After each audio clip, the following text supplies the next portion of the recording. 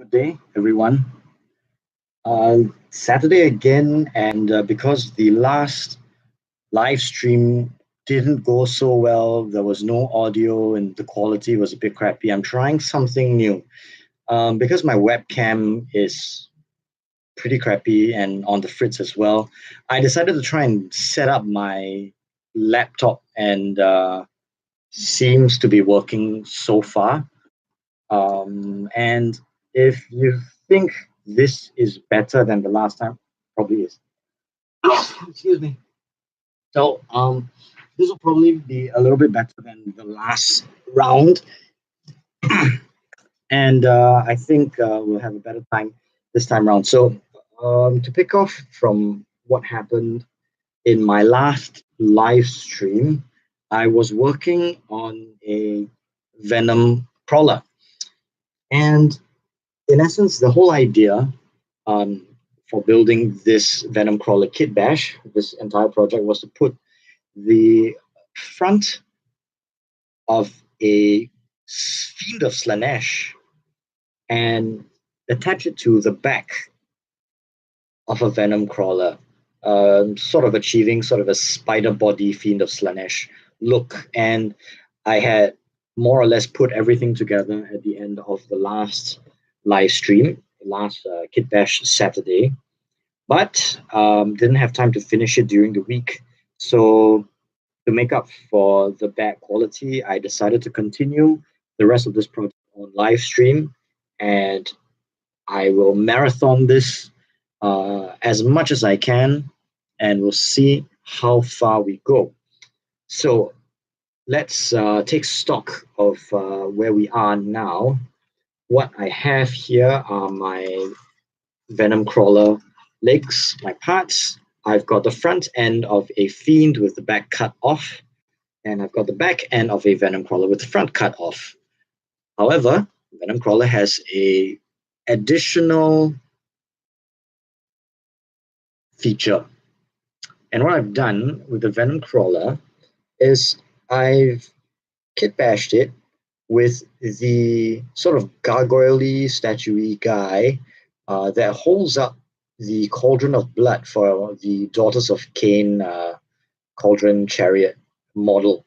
I put him back here, and I've given him some nice pipes that I got from a Gundam modding store. They sell a lot of these conduit pipes and everything, which look very nice on 40K scale models. In fact, they're very similar to the sort of piping that you get in most 40K scale minis. And I've put him together and have him sort of imprisoned as a slave machine in the back of the Venom crawler. So I thought that was a good idea. What I'm going to do today, I'm going to find a way to attach this onto the Venom crawler, but I decided to go one further. I wanted to attach it with magnets so that I could swap out front half and replace it with other things as and when I like. I could have just basically a huge gun face Venom crawler if I really wanted. So to that end, I've attached a steel plate on the front of the Venom crawler over the spot where I cut off. And what I'm going to do is I'm going to attach one small round magnet on the back here. That's the first thing I'm going to do tonight, and we'll see where we go from there. Another thing of note is that I've attached a Space Marine shoulder pad to my theme to give it more of a 40K sort of feel to it. And it seems that the Space Marine shoulder pads, this is from the Havoc, but I think, no, this is from Raptors. This is from a Raptor. It seems that most of them scale pretty nicely with the themes of Slanesh, which I like a lot, even though the themes are a lot taller than a Raptor or indeed a normal Space Marine. Shoulder pads seem to fit quite nicely and kind of makes sense on these boys. So what I'm going to do now is I'm going to grab myself one of my magnets and sort of glue that back here, fill in the gaps with a bit of probably putty. So I'm going to grab one. I've got them sort of on my desk, like just on top of Okay, so I'm just gonna pick a couple of my magnets here. Pretty good fit. I might need two for strength, but I'm gonna get some of my tools, tweezers, and glue.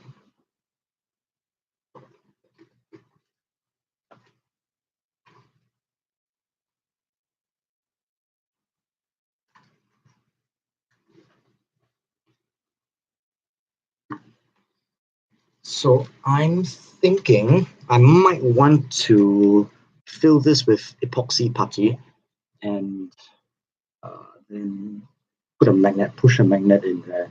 That might be the best way to go about doing this. So what I'm going to do in the meantime, I put on a bit of mood music as well.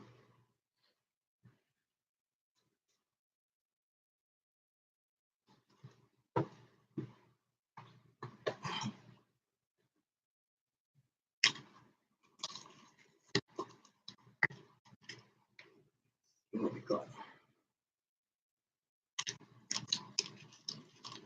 I'm not going to need a lot of putty, so I'm just going to eyeball it and say not that much. So this is just epoxy putty that I get at a hardware store. I think this will do just fine. I'm pretty happy with the results I get out of this putty. But what you also see on my table is this is Vallejo plastic putty. This is very good gap filler. So I always keep some of this handy when I'm kit bashing as well. And you can get these at shops as well, especially shops where you can get your usual Vallejo paints. So just eyeballed a lump of two-part epoxy putty. Just gonna press that together. Is this better than green stuff from G Dubs? No. The green stuff from G Dubs does give you a lot of pliability, a little bit of elasticity as well. However, this putty is, for all intents and purposes, very much like a clay.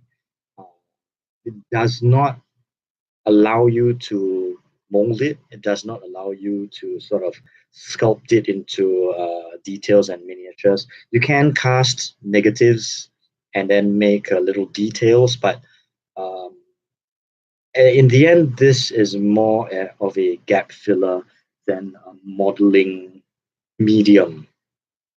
But I still use it to stuff large holes like that.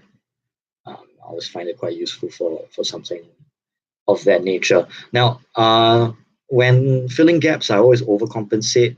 I will have putty around the outside, spilling over the edges and everything, and then sand that down. It's a lot more practical and a lot more uh, reasonable to do that rather than undercompensate and press everything in. But now I'm gonna have to get that out because I got a piece of putty stuck inside.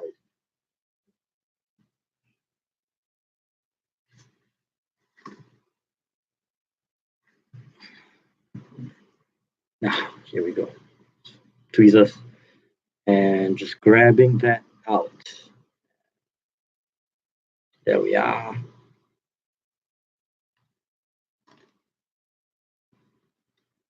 And I'm just going to press that in. But the first thing I'm going to do is I'm going to share this stream on Facebook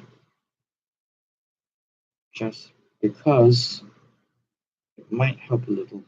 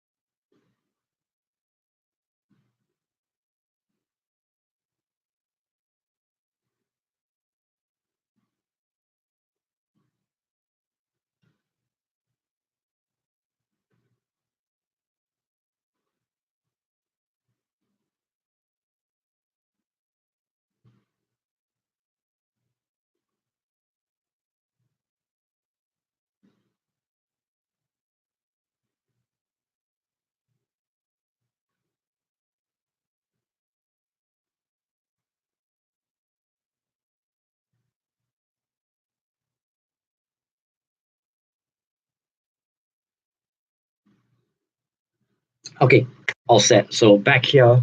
So this is, I believe, 1 hour epoxy. So I do have a lot of time to work with this, and so to fill that ass gap, I'm gonna have to take a while and just fill in all these holes.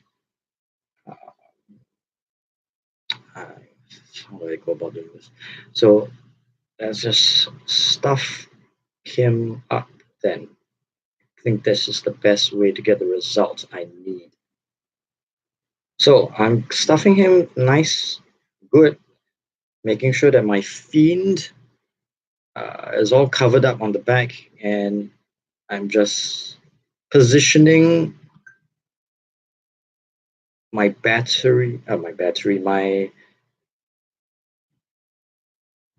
little magnet as well. So now that I've got that magnet positioned in there, just gonna do a quick test fit. I can't do too much because the magnet will just fall out. There we go. Ah, there. Okay, so yes, it does sit flush. The important part is that I don't make a mess of the exterior of the miniature, and I only have putty filling the interior.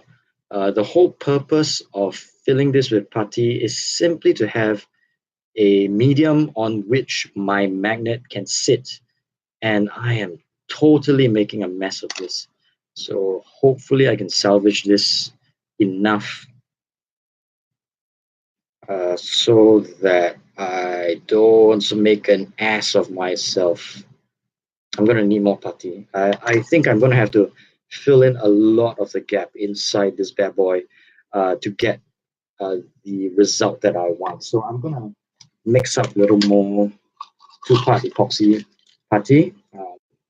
Probably want to overcompensate a little. So that's part A, and that's my part B. Great thing about this one is that it's not sticky.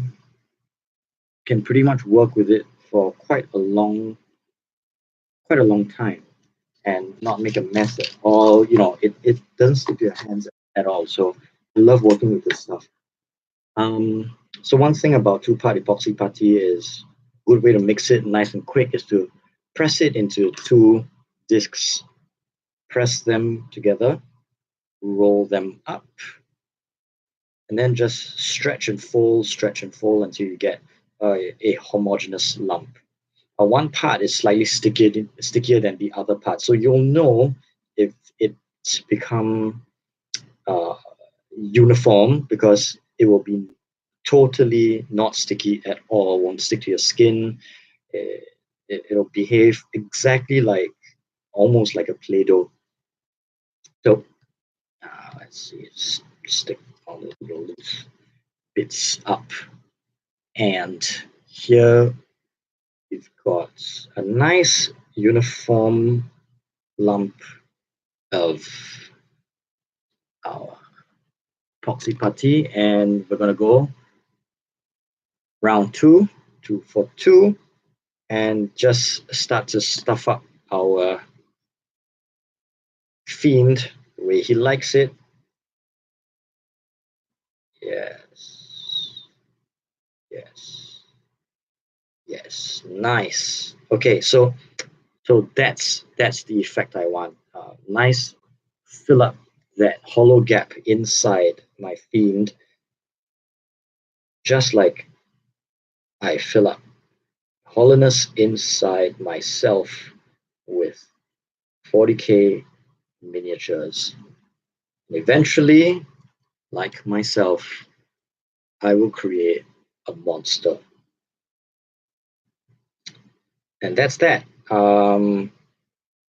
Nice and filled up. I do have some leftover putty. Unfortunately, I won't be able to preserve this. I don't have any other projects that I need to fill for now. But what I want to do is roll this putty into a couple of balls, and it will be sort of a running indicator of when my putty is cured. So having a couple of balls like this will allow me to then test periodically if the putty has fully cured. So what I'll do is I'll create like maybe 4 or 5 of them, and about a half an hour or an hour from now, I'll just give one a good press to make sure that the epoxy has cured. And now I'm going to put my tweezers aside, and I'm going to start on the rest of my venom crawler. Now, where's my battery?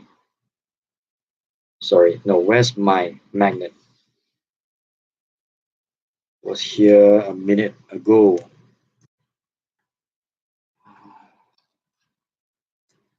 I'll be damned. I will be damned. Okay, that's fine. It's fine. I do have a spare. That's my spare. So I have enough spares, so no harm done.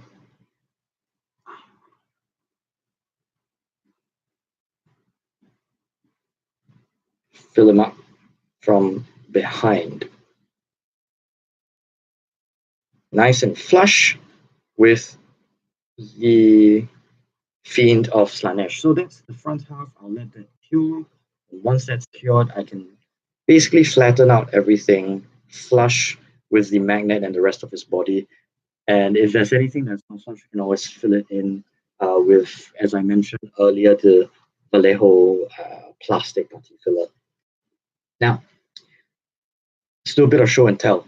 So, what I've noticed with the Venom Crawler is this.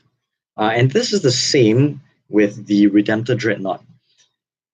If you look at the limbs of the Venom Crawler, and this is the Venom Crawler that comes with Shadow Spear. I'm making special mention of that because I think eventually there will be a independently packaged Venom Crawler, which may be structurally different from the one that I'm showcasing now.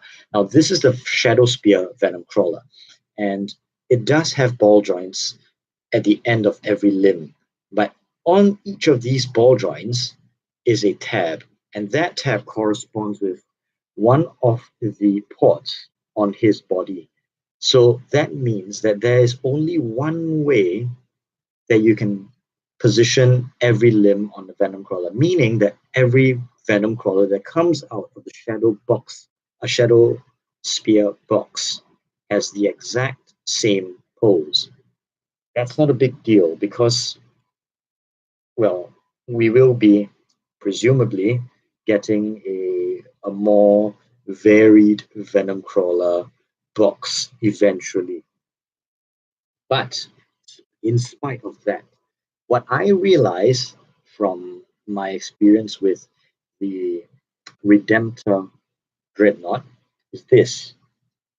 If you grab yourself a pair of clippers and you clip off those tabs like so,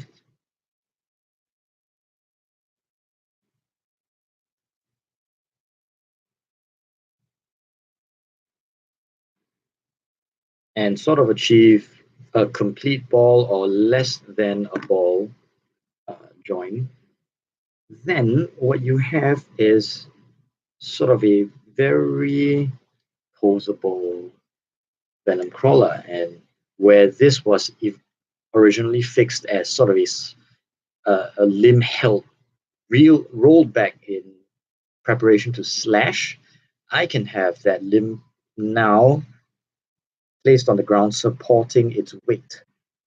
So now I have options. I won't be fixing the limbs yet, but I just thought that that would be a very interesting uh, feature that I thought you could take advantage of by snipping off the tabs at the ball of each limb. Now, let's take these and put them aside because I do have some parts of the Venom Crawler that aren't present on this table. And what are they? They are some of the armor plates that go on the middle joint of the back legs.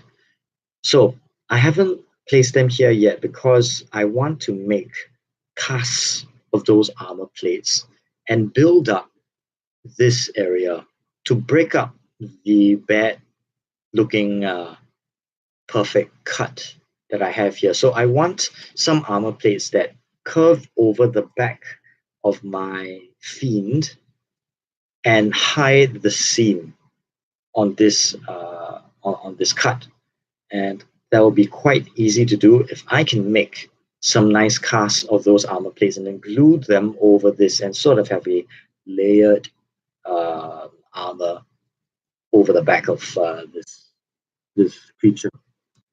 Another thing that you'll notice of my Venom Crawler is um, his abdomen is nice and smooth. I opted not to add that spiky crest. It they're very nice spikes, don't get me wrong, but I wanted a nice, smooth, insectoid, almost pristine abdomen back for my Venom Crawler, uninterrupted lines. I thought that was actually very sexy, so I wanted to keep it that way. Makes it a little bit more slashy. So over the next 10 to 20 minutes or so, I'll be doing two things. First, I will be making casts of those armor plates. And then second, I will be smoothing out this ridge over the top of the Venom Crawler abdomen so that I get even more of that smooth, flashy effect that I've been looking for. So, without further ado, I'm going to have to pull out my bits box.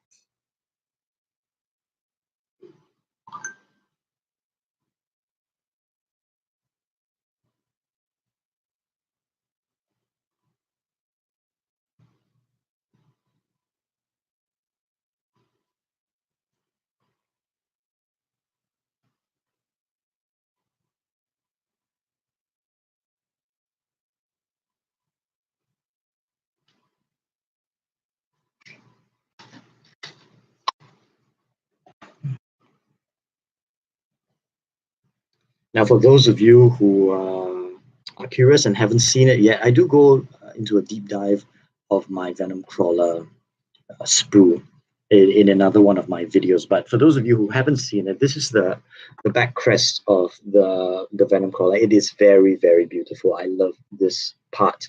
I think it's very useful for conversions. You can snip those spines off individually and use them even as weapons. But I will be saving this. I don't know what I'll use it for, so I will just keep it in my bits box until I figure out what to do with it.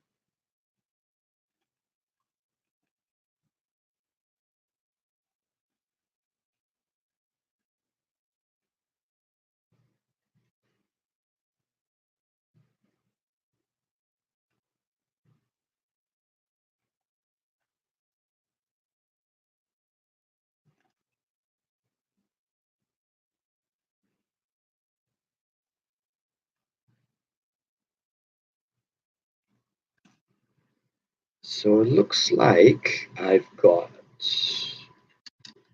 three parts of my armor plating with one piece still at large. Just give me a minute. Short eventually.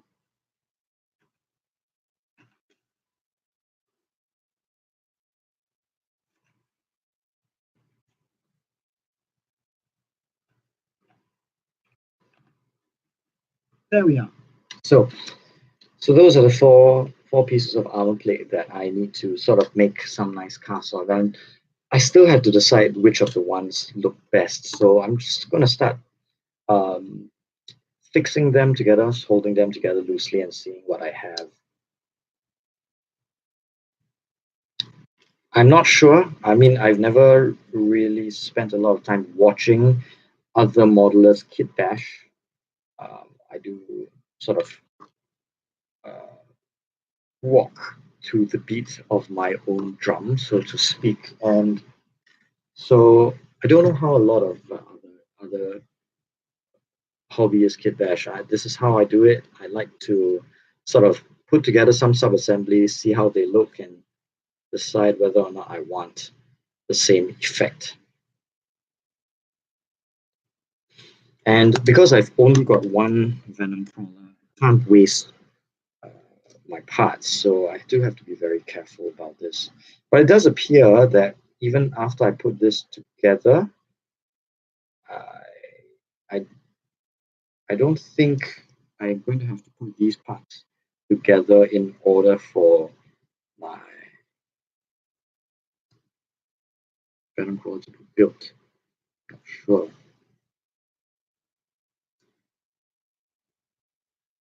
Yeah, it does appear that I can put these parts together first. So I'm going to get some plastic glue and put this part together so get a feel of what I have.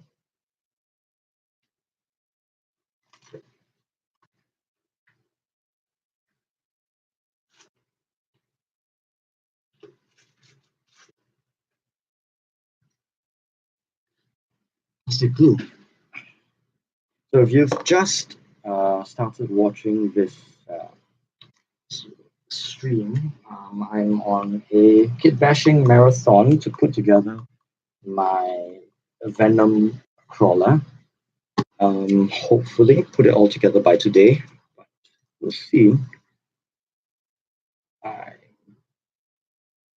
not like as if I'm in a rush to finish this Venom crawler, but I do want to make some progress this weekend because I haven't been spending a lot of time with this child of mine. This week, I want to have a bit of quality time.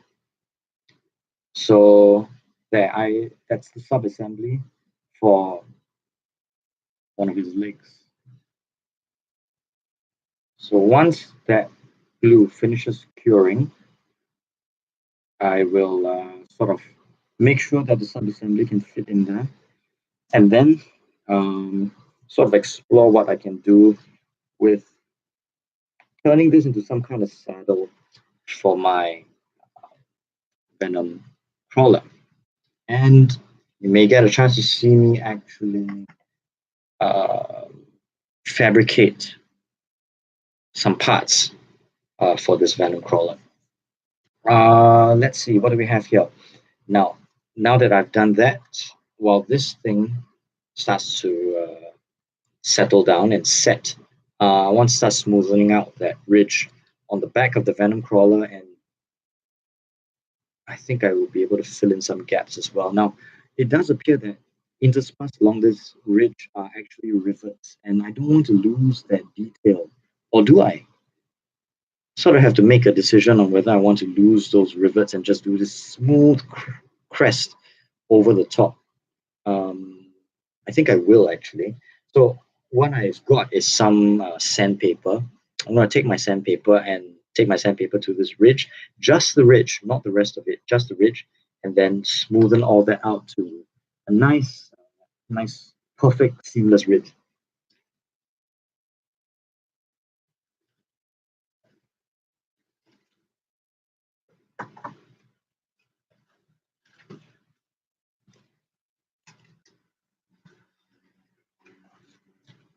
Okay, so get some nice sandpaper. It's a pretty rough one, but smoothing out this will be a quicker process if I rough it up a little. You know what? Before I do that,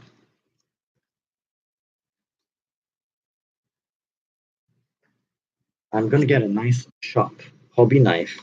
And with that knife, as if I was removing more lines using the back of the blade, not the cutting edge, go over this seam and make sure that I removed all the most glaring protrusions first.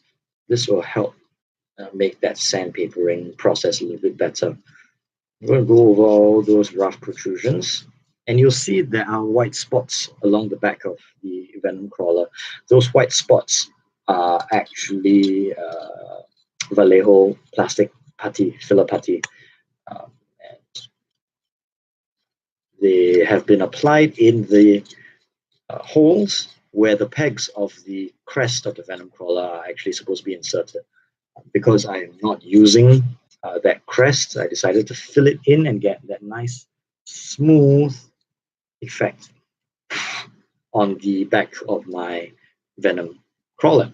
So it's getting there. It's getting there. It's a bit smoother now. Now with the cutting edge of the blade, I'm just gonna feel out if I've got any other protrusions here.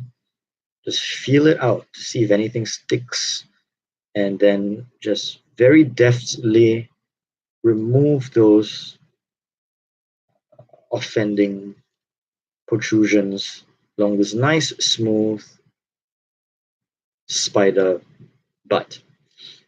There we go. So getting there, nice and smooth. It does appear that one of the holes isn't fully filled up with my Vallejo putty, so I'm gonna fill that up and then come back to this in a while I move back to the armor plates, the leg armor. So first things first, Catmite glue, forgot, and then back to the again Vallejo plastic putty, fill in that along the back of the spider.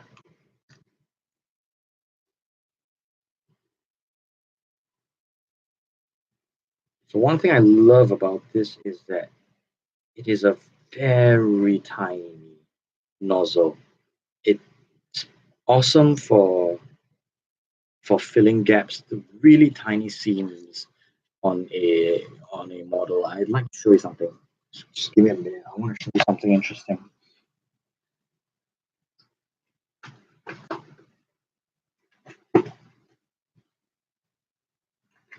So why do I like the Vallejo modeling putty? This is a Victrix honor guard. That's the cape of a Victrix honor guard. And notoriously, these parts, even though they fit very well, the shield and the cape, even though they fit very well, those seams are really, really hard to get rid of. The seam between the shield part and the cape part are really hard to get rid of. I filled that in with Vallejo modeling putty and I sanded that down, and you can hardly feel a seam. I mean, time will tell. I'm going to paint this guy up, and we'll see if the seams are as pronounced as some of the other examples you've seen online. But hopefully, this is going to fill that out real nice and tight, just like it has with my Venom crawler. So that's something I wanted to show you while I was at this. Keep that. Do have a lot of loose bits in my bits box. Now, back to leg armor. First thing I want to do is make sure that the leg armor fits over that part. If this is the one, find the right one first without messing up the work I've done earlier.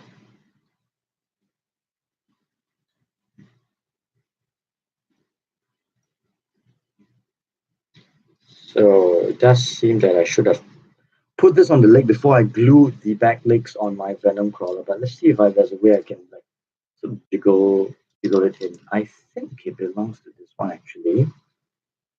See if it belongs here. It does. It's just that I shouldn't have glued the back legs on. Now I use very little plastic glue, so maybe I can sort of coax the back leg off again so that I can fix this mistake. No, that's really stuck in there. So, ooh, that's a tough one. What am I going to do?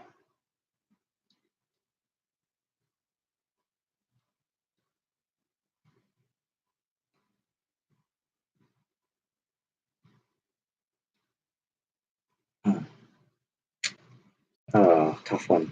Not sure how I'm going to coax this in. Maybe I'm going to have to use the elasticity of the plastic to my advantage somewhat. Sort of push as much as I can without breaking anything important. Oh God, this is tough. Okay, found a good way in. Now, provided this is the right part, that's what it's supposed to look like. See? That armor plate sits over his leg mechanicals. pretty well. So I'm going to have to take him back out. Now, with the knowledge that I can then coax this onto my model, I'm going to take him back out, coax him back out, and make a cast of this armor plate. So if I make a cast of this armor plate, then I will have a duplicate piece that I can then create sort of a saddle looking component that will go over his back and then cover the seam over the back of my fiend of Slanesh. So that's what I intend to do. So how do I do that? Very good question. I'm glad you asked. So what I intend to do is this. I've got, now, this is something new. I've never shown this online before. This is a two-part silicone putty. You use it to create molds. A lot of people use this for cosplay to make little rivets and little molded details. It's a two-part epoxy, a two-part putty. I don't know if it's really epoxy, but you put equal parts of it together. It cures in about 3 minutes, so you have very little time to work with this. Comes in plastic bottles like this. It flows to a certain degree. If I kept it on its side, it will start to flow and take the shape of its container. And it's really, really, really useful. And what I want to do with it tonight is create a cast of this, and then create a remold, a recast of just this armor plate.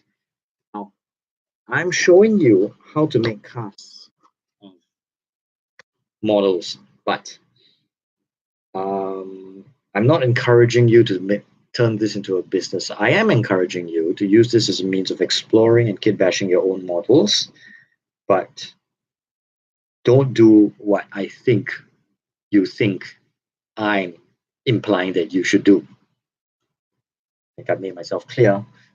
But so what I'm going to do is grab myself a ball of part A. Actually, that's a pretty big ball. And an equally sized ball of part B. Again, this is not an exact science. It's a very forgiving material. So I don't have to worry too much about, getting precisely the same size. I don't have to weigh it out on a weighing scale or on a measuring cup like you do with resin. However, you do want to be very careful with just eyeballing, getting roughly the right size. Now, like I said, this thing cures in 3 minutes, meaning that once I start pressing this shit together, I'm going to have 3 minutes to make a mold of this. So you want to think about your angle of attack. It is sort of a more sophisticated model, and it is a armor plate, meaning that it has an edge that I want to preserve. So I will have to create a lip that just goes over the edge just a tiny bit. There are parts that I don't want to mold, and those are these pipes hanging out along the bottom. But because I have a fair amount of mold, I will go over the pipe somewhat. What I do want to preserve, like I mentioned, are the edges, the cross section, and of course the elbow has a real deep groove in the pit of the elbow, which I want to preserve as well. So I will have to press the silicone in there real nice and tight. So we'll see how this turns out. It is, like I said, not an exact science, but hopefully whatever I've put together and my combined experience will serve me well here. So again, as with what I mentioned previously, whenever you're mixing part A and part B, it helps if you press them two individually into flat discs first of all, lay them on each other, and then roll it up into a tube. Then you can start to press them together and it will start to mix pretty uniformly. Like I said, this only has about 3 minute working time. So once I see it turn into one uniform color, I'm going to have to start working with it. So because it's not a very big lump, it's going to achieve that uniformity very, very quickly. There we go. Now it's one uniform color. I'm going to have to make sure that there are no gaps in seams, no bubbles. So find a smooth side and just press it into your model like so, making sure, as I mentioned before, that there is a lip that hangs over every edge so that I can preserve those details as well. And because there is a lot of putty here and a lot of spare space, I can make sure that it fit into the pit of the elbow nice and tight as well by pressing it in that direction. Now, this putty does not require any form of mold release, and it does not require any form of uh, lubricant or remover or anything. It in itself is not sticky at all. It will only stick to itself when you are still at its working time. So just be confident, flexible, and make sure that you've covered everything that you intended to cover, giving yourself a fair enough amount of lip and leeway over the edges. And this will start to cure. As I'm working with it, I already feel it start to cure and start to harden. You can see that I've gone over the lip a fair amount because I'll be able to cut all the excess away. The important thing is to capture all your detail. That's the important thing. Because I've only got 3 minutes now, it's already started to harden.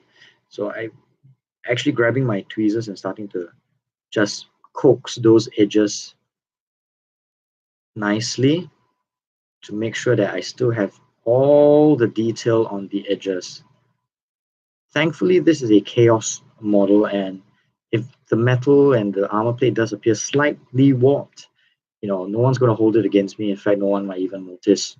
But I still want this to be a pretty nice cast. Now, that's going to cure in a very short time. So we'll just leave that for a while. And one good thing about this is it starts to contract a little as it cures. And when it contracts a little, it'll start to basically shrink wrap the whole piece that I wanted to cast. And that's going to help me with the overall effect. So fingers crossed this is going to work. If it doesn't work, there are a couple of alternatives. I can use some of the existing armor pieces already, but I do want it to be uniform with the rest of my Venom crawler. That's why I'm using this. But we'll see what happens. We'll let that cure. We'll come back to our Venom crawler and see if the Vallejo mold gap filler has hardened, and it's hardened enough. It doesn't harden to like sort of a ceramic uh, ultra hard finish. It does harden to something that is pliable enough for me to cut away with a knife. That's what I want to do. Trim it flush with the rest of my model with a knife.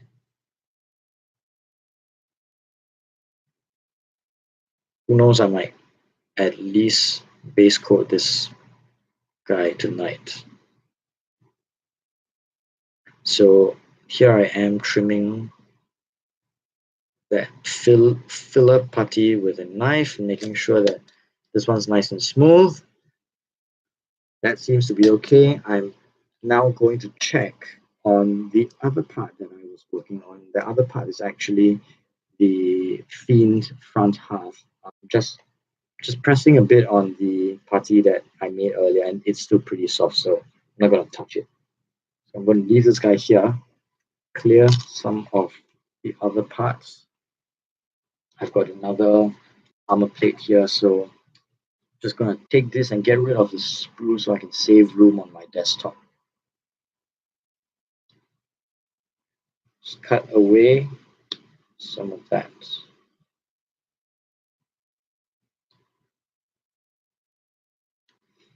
And get rid of the sprue. Okay, what can I work on now? I'm gonna snip off the tabs on the rest of the legs so that I get nice smooth ball joints. If you just joined this live stream, what I'm doing is I'm kitbashing a front half of a Slaneshi fiend with the back half of a Shadow Spear Venom Crawler, thereby achieving a spider body Slaneshi fiend Venom Crawler analog. I can field him as a Venom Crawler. A lot of people have used the back end of a Venom Crawler on kit bashers and fielded them as Demon Princes, any other kind of analog. But I'm thinking run it as a Venom Crawler. Just make it a creepy Venom Crawler. So a bit of show and tell now. A detail that I did not mention earlier was the little demonette arms on my Venom PC, those little crabby arms. So instead of including the sort of mechadendrites for my Venom crawler, I decided to put demonette arms instead, and I wanted to carry the sort of Slaanesh aesthetic to as much of a degree as I could, um, but without breaking the silhouette of the Venom crawler, of course. So I decided to replace those little things with demonette arms, and that also allows me to save my mechadendrites for more exciting kit bashes the next time round. I'm going to shift my light a little, and maybe that will sort of give a better view of my models. That seems fine. See if I can put my camera controls and give you a closer look as well.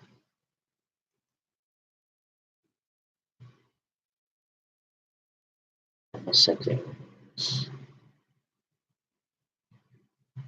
Oh, can't. So can I zoom in? Can I do this? Mic check. Hello. Mic check. I really hope the audio is coming through this time around, because I will be so pissed if I had talked all this time and not have had audio. I've been talking my ass off. Oh God, I hope my mic is working. Seriously, I hope my mic is working. Oh God, I'm gonna check my microphone.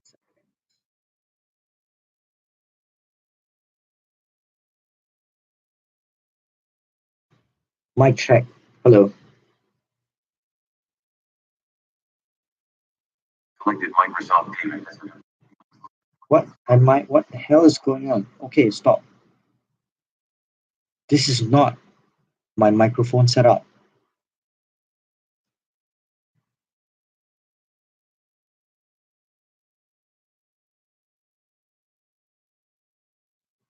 Okay, come on. Show me what am I.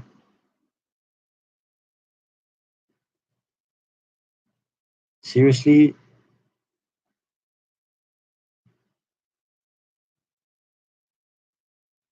I really hope I'm getting audio. Okay, I'm gonna open my own stream on my phone and just check if I can hear myself. So just bear with me while I just open my own stream. God damn it, I will be so pissed.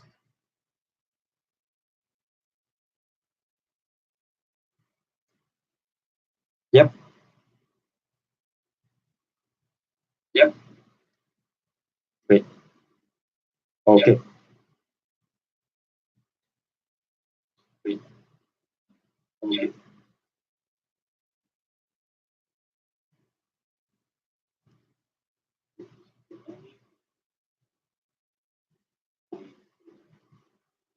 Okay. Okay, good. Audio is coming through. So that's good. I don't have to worry about that anymore. At least this is going better than my last stream. Okay, so thank you for joining us. This is my Venom crawler backend. This is my Fiend front end. Okay. I have a apple. I have a pen. Oh, pineapple pen. That's the idea. So by this time, my rubber would have cured. Ah, nice, nice. Okay, so that's nice and tough now. Um, I'm going to now ease this out of its mold and see what I've created. And hopefully all that detail would be preserved. So again, this thing doesn't need any release. It's actually nice and pliable, and also nice and slippery. And it's gonna come off my plastic really easy. But I do want to be as careful as possible with these parts, and some of these loose pieces of rubber can be removed. So this is silicone, and silicone has really high heat resistance. It has very good chemical properties. It has very good. It's very unreactive. Let's put it that way. So a lot of stuff doesn't stick to it. A lot of stuff isn't going to break it down, and you can work with this to no end. It will be very reliable to work with. What I'm doing now is then I'm freeing my plastic component from the silicone. That's going to give me a nice negative of that plastic component. So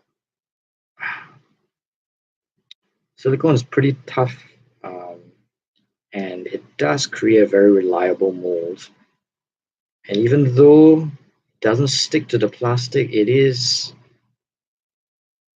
a solid material to work with. So I will have to be nice and gentle, yet I have to be a bit firm with it to make sure that these parts don't break as I'm releasing it. There we go. So now it's nice and released. So this part fully freed. There is no debris. There's no stickiness about it. So I can set this aside for now. Look at the negatives that I've cast. And the biggest issue on the negatives that I expected to face was these spikes not getting done right. But it appears that they did get done right. And what I'm going to do now is sort of clean it up, uh, cut away all the bits that I don't need, that I didn't intend to cast, and start working with it and seeing uh, with what material am I going to create this new component out of. Already, I know I can remove some of these big chunks.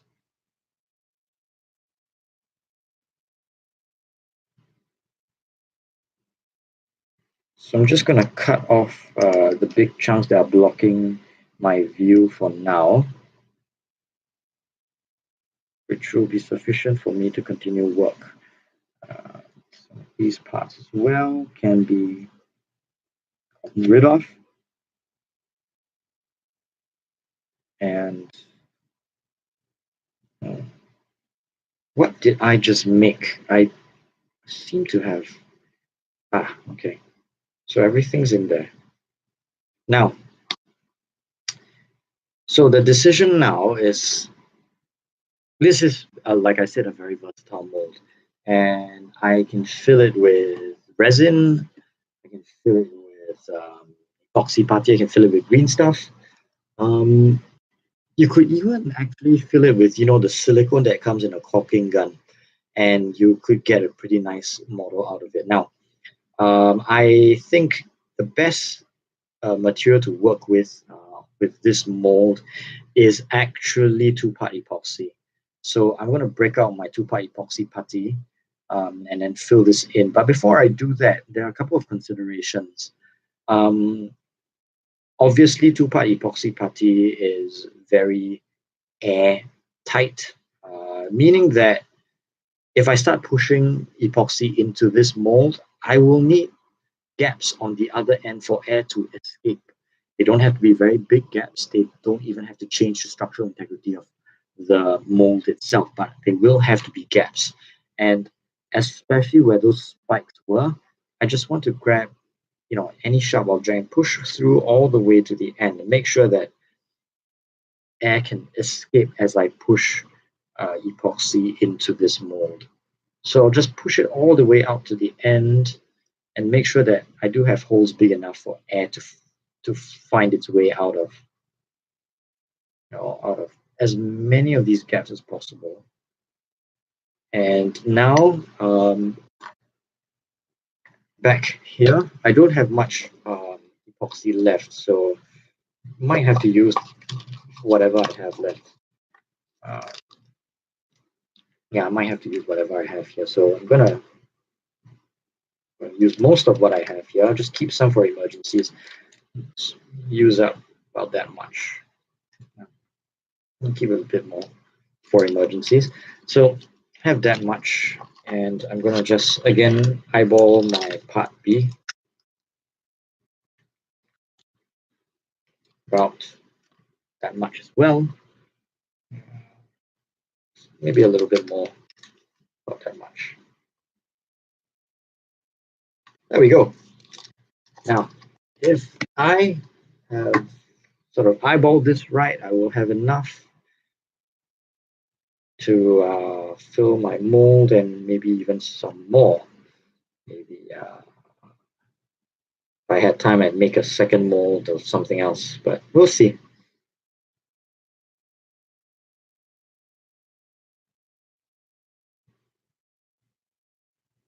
So just pressing it till I get a nice uniform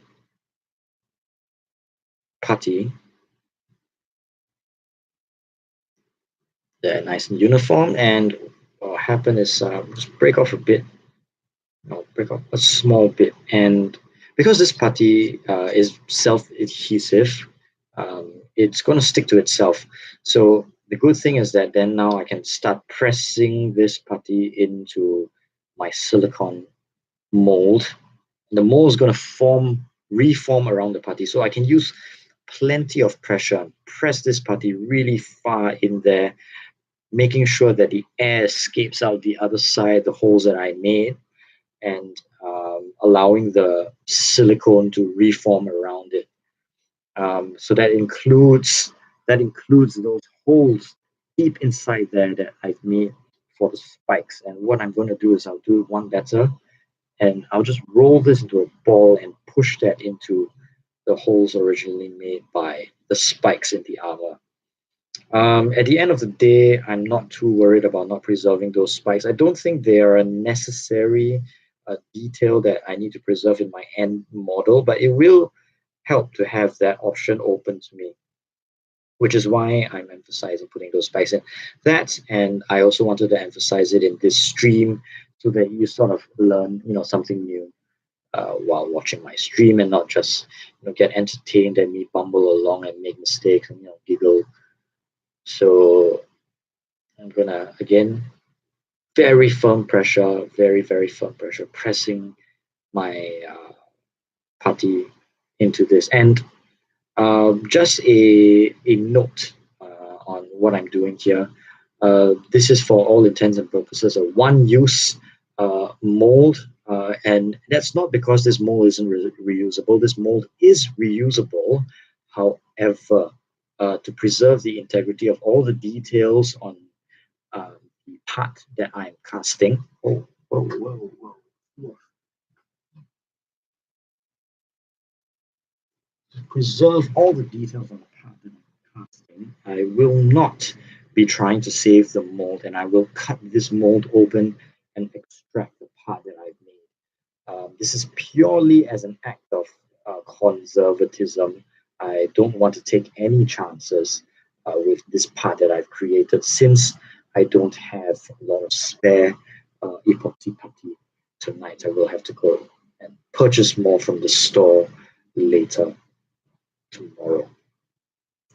So for now, I'll play it safe, and I'll cut this mold open in about an hour or so. Um, just make sure that I've got everything.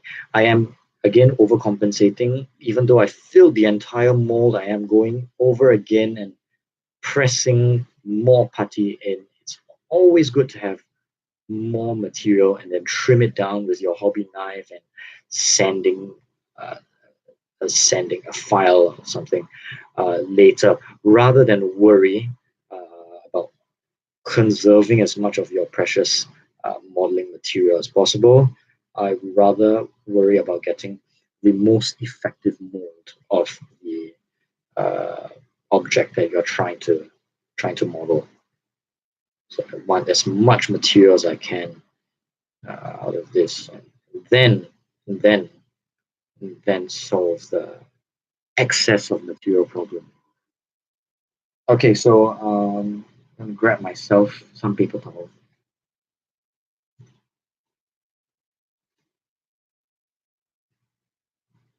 So having a paper towel handy, your workspace is it's always useful. So um, because this putty does uh, make a mess nonetheless, I do want to preserve the quality of my models.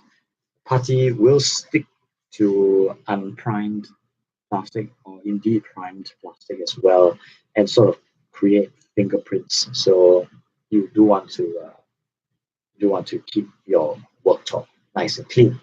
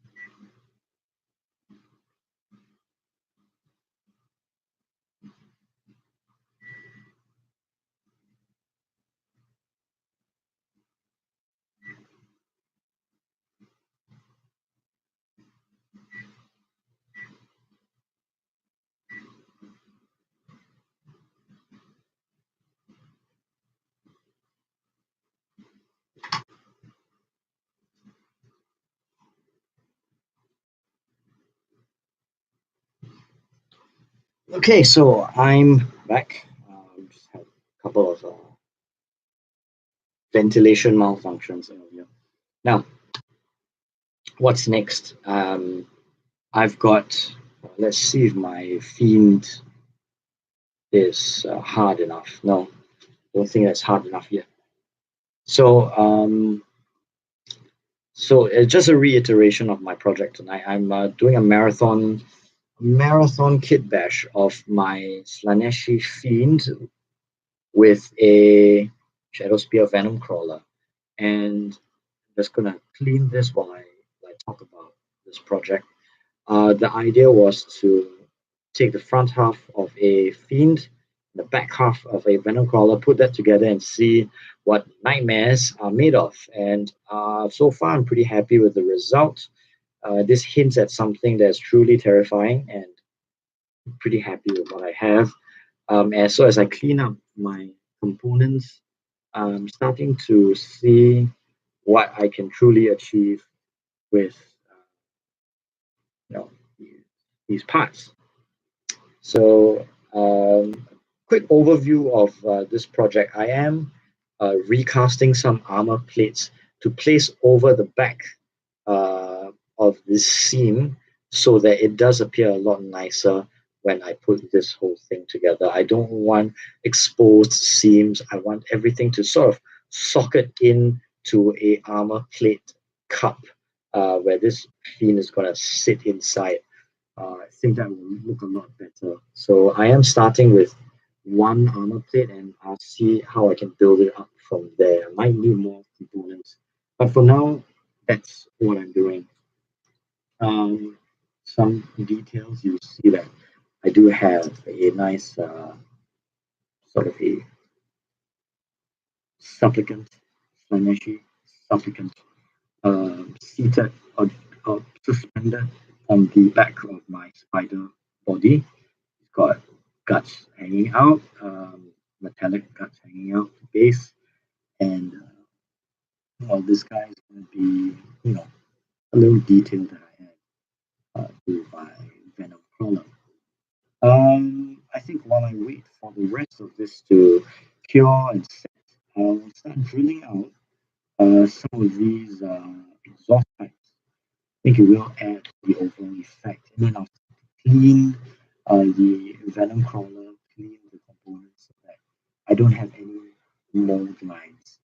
I do have some mold lines and some flash that I want to get rid of on the Venom crawler. So first thing I want to do is drill out or cut out pilot holes in all the exhaust pipes and to make sure that whatever that I drill out, all those barrels that I drill out, they're nice and centered over in the middle of each of the exhaust pipes.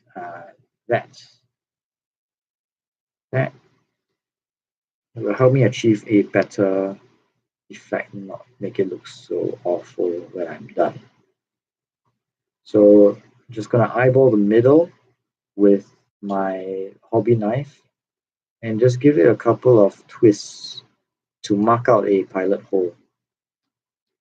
And that's enough for me to work with. You need a little bit of pressure. This plastic does seem a little bit harder than the other models, and I'm not sure if it's just me. You tell me, but it seems to be okay. Soft enough to work with. So those are my pilot holes. Just one last hole to mark out.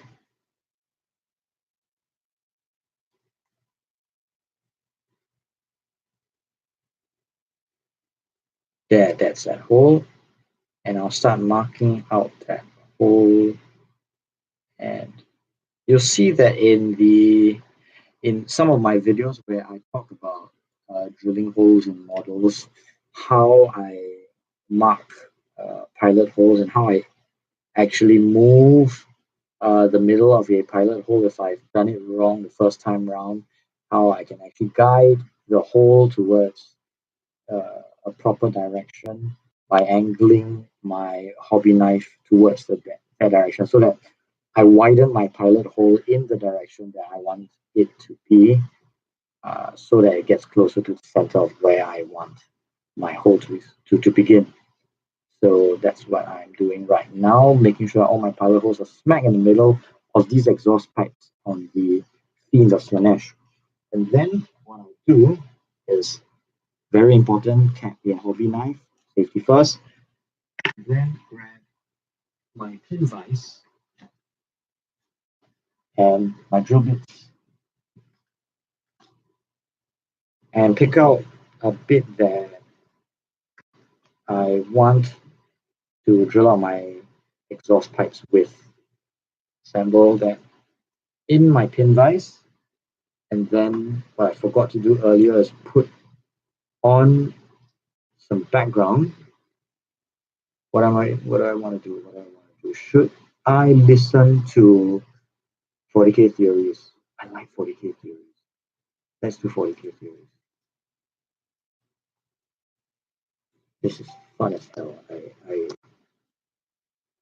Something that I listen to while kitbashing or working on my models. Let's see if he's got anything new today. Uh, Mysterious creature homebrew of the week. Emperor's Liberate. Oh, let's listen to homebrew of the week. It's a 20-minute video. Oh, the hell with these ads. I'm gonna get rid of the ad.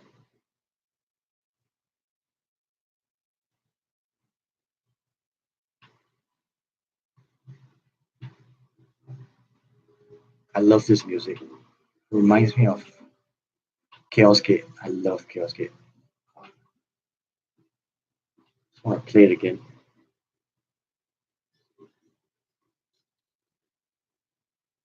Okay, so while that plays in the background, I'll start drilling out my exhaust pipes.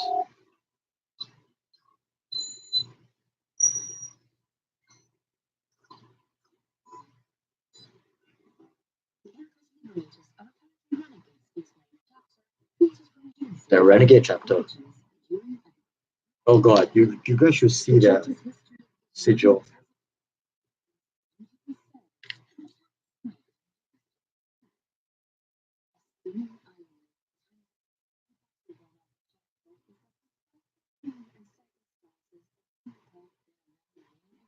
I'm gonna need a better bit.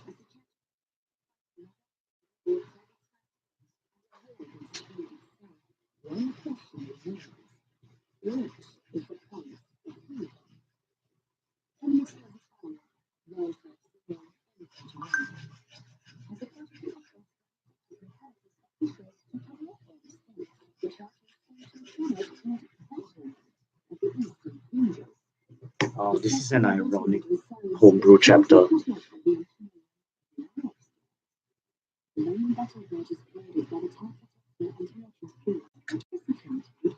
This might be pretty lame, but let's listen to it all the way through.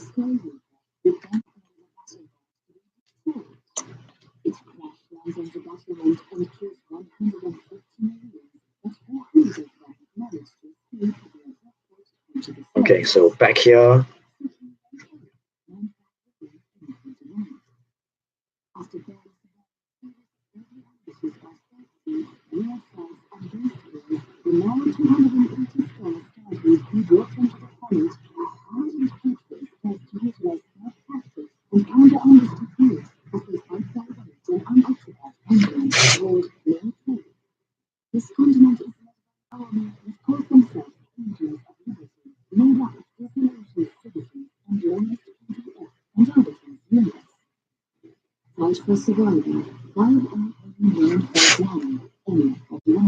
So I've managed to drill out exactly where I wanted those holes.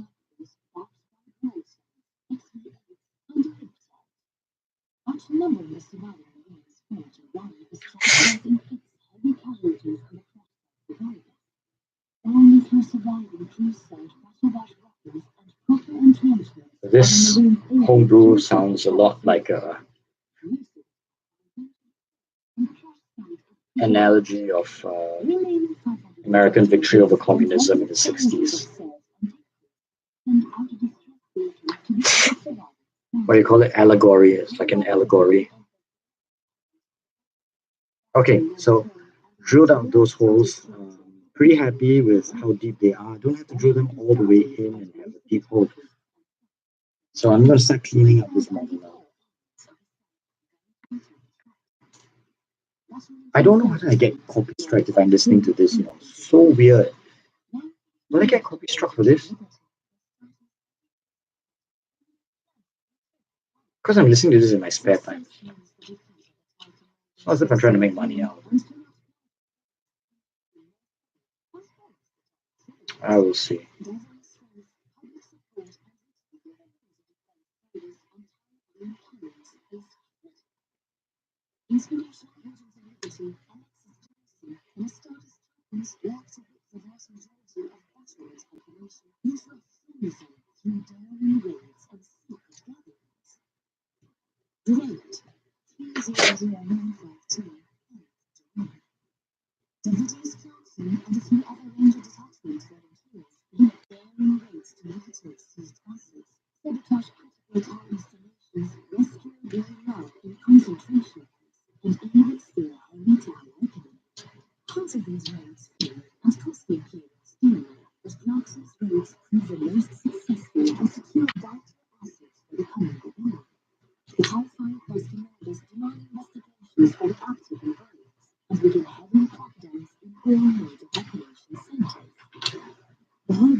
I realize I can remove these parts while I work on it because I didn't glue this part in. It's gonna make it easier for me to work with, right?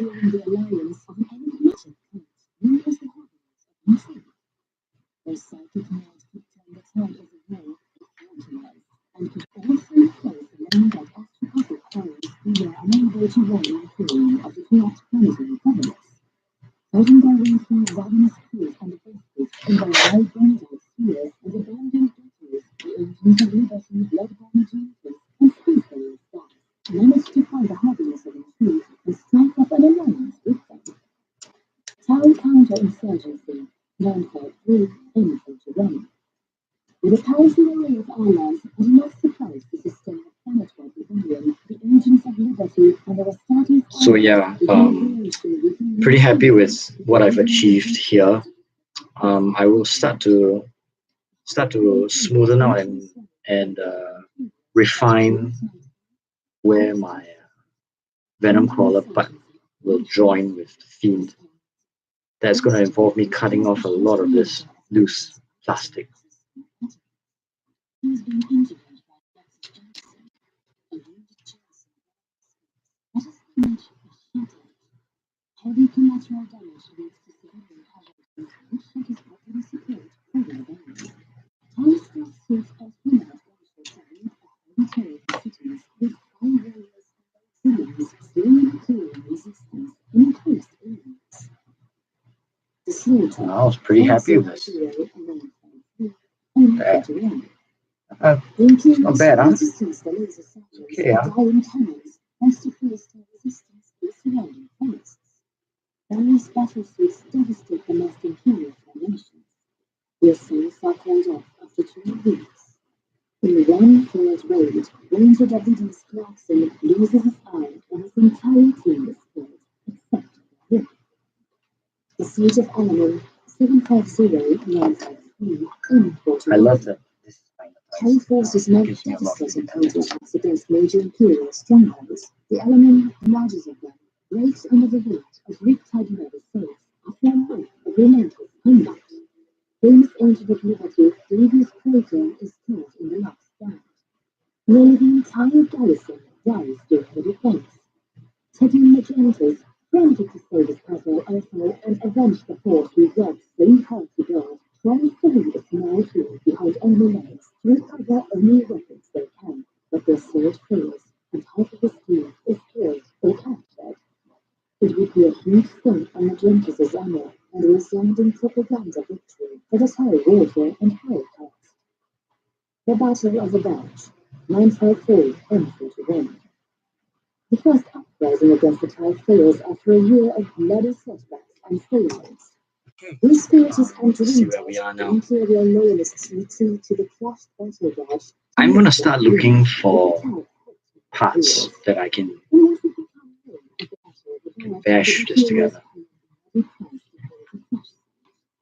Thai herald used the perimeter multiple times and pummeled the defenders with well-placed warfare fire, but are ultimately killed under the Thai's influence of the force and instead locate the cross. The price of freedom, 1054 and Jerome.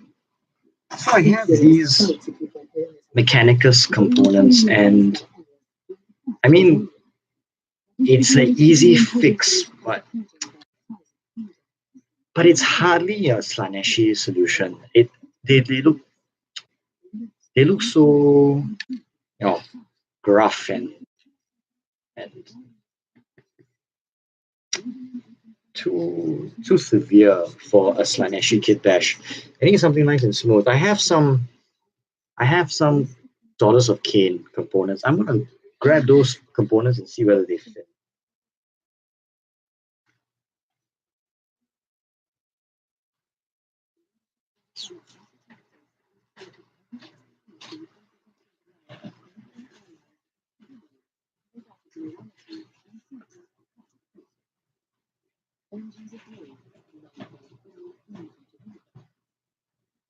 So I'm gonna look at the parts that I have for my Daughters of Cain to see whether any of them is gonna fit on my Kitbash.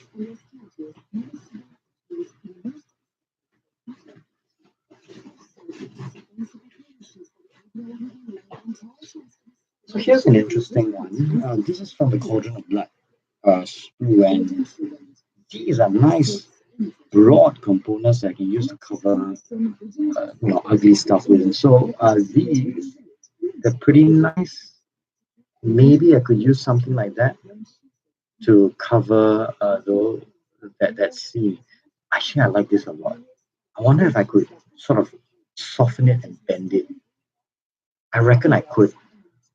If I could soften and bend this, it would be perfect to cover up everything. I wouldn't have any problems after that. You know what? I'm gonna try. I'm gonna, I guess, blowtorch this. If I blowtorched it and got it soft enough, maybe I could bend it. That's going to be a very risky affair. I need something to bend it around so that I don't lose detail. I can't use my hands. But I reckon I'd be able to do that. I'm going to cut these pieces out and start. Try.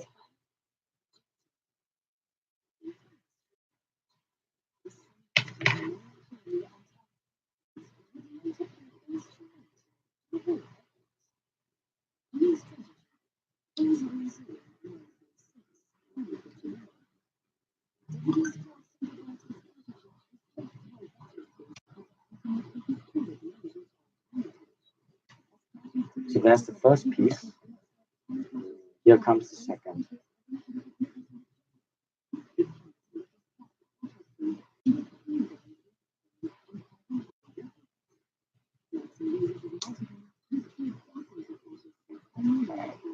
Tough getting the second piece out. Get my angles right. That's the second piece. Those are nice. They've already got sort of a curve, so I've got something to work with. So before I do that, I'm going to cut out a piece of screw as well, because I'm going to use that to experiment with. I'm going to get my blowtorch.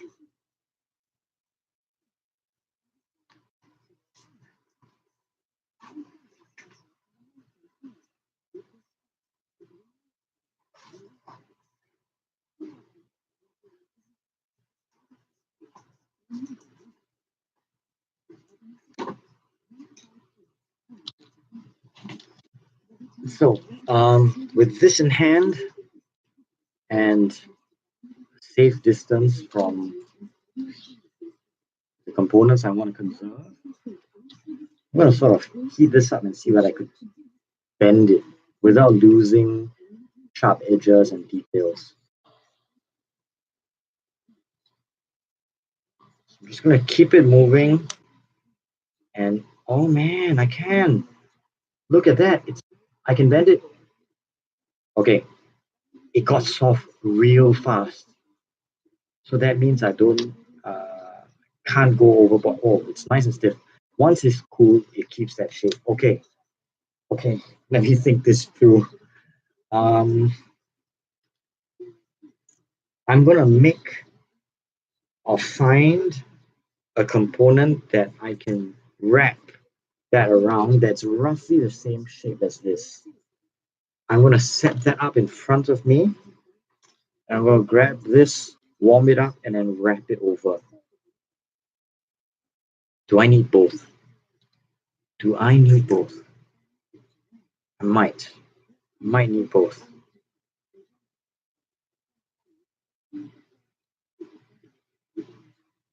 Just realize what these things are. I'm still okay with using them.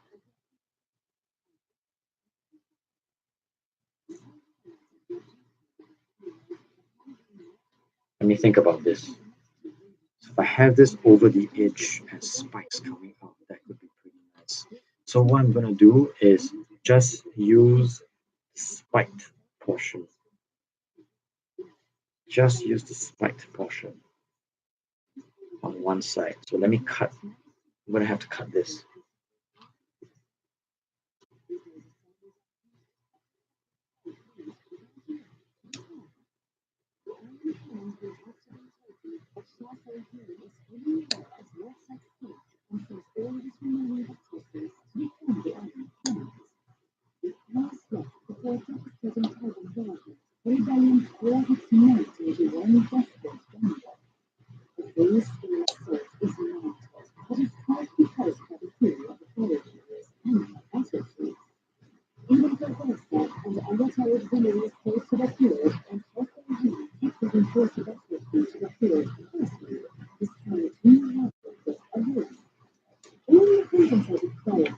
Some nice parts. I'm glad I found them. Okay, so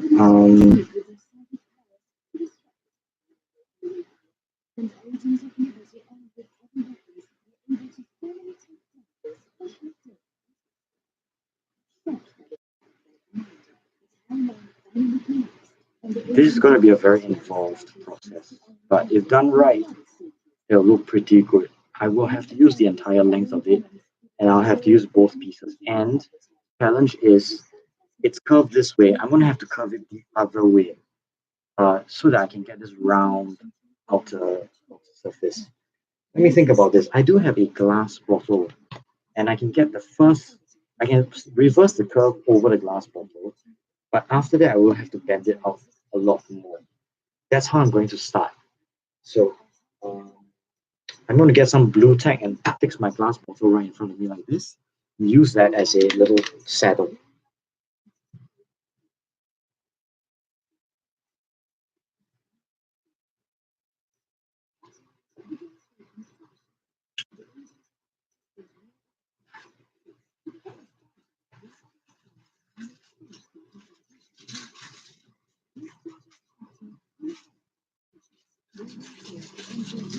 Here is my blue tack, and grab some, put it on my bottle. Okay, okay. Right, so today on Adam Savage's Tested, I'm going to bend this over. No, this is not tested, this is one day builds. Okay, so obviously I gotta hold it with this so that I don't make a mess. And I'm gonna have to press it down with something. Obviously not my own hand. If I wore a glove, will it work? No, that's not gonna work. Okay, I'll press it down with my hobby knife. So, heated, grab hobby knife, press this over, get a nice curve. In fact, I want a small curve. I'll use this portion right there. So let's warm it up.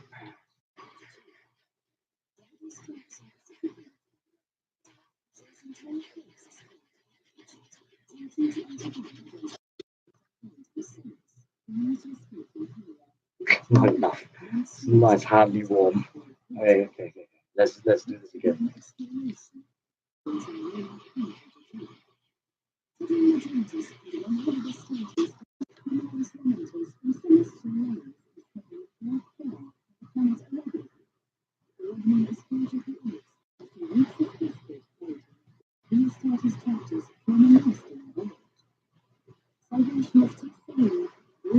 It looks terrible.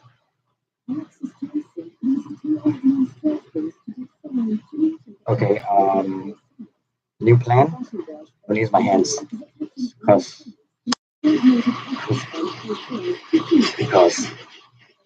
nice, warm, bend it over. Come on, bend for me. Nice straight line, straight bend. Don't mess it up. Come on.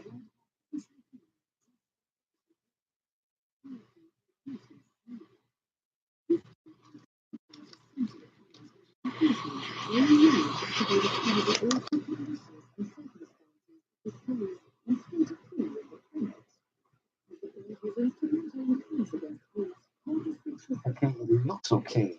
I mean, if I keep it like that, it looks okay. It's beginning to take the shape that I'm looking for.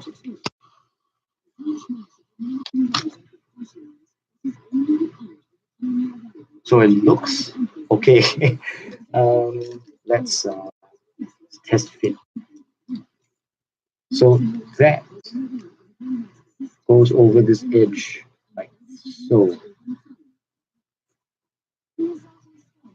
Yeah, okay, I can work with this.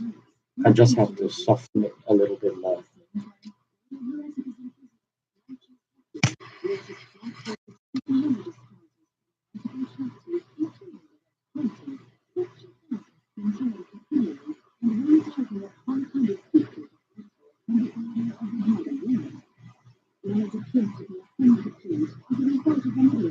Okay, looking good so far, soft enough.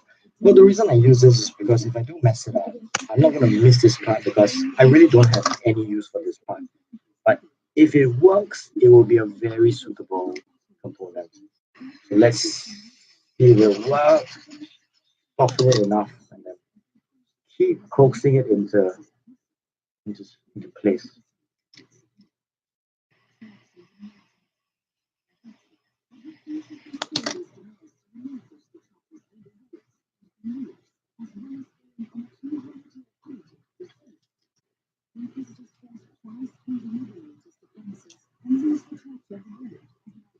It's not bad. I'm getting somewhere. Just gotta make sure that these bends keep coming in right, and I don't get impatient and overheat it and mess up the shape that I've achieved. So this is a very slow process and it's quite involved, but hopefully I'll get the effect, I'll get the desired result. So let's see. Wish me luck.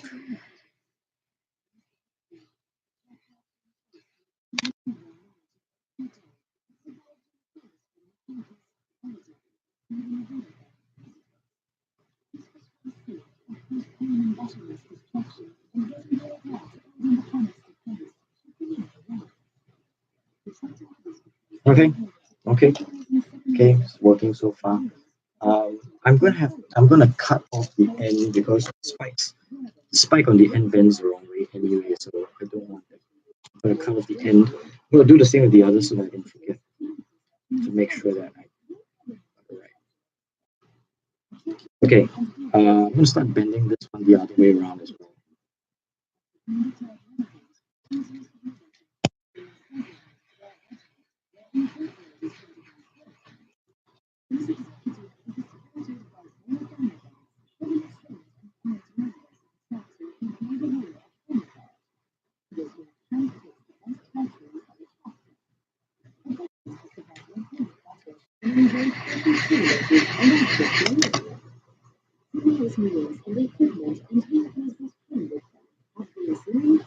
Okay, looking good so far. Gotta let it cool in this shape.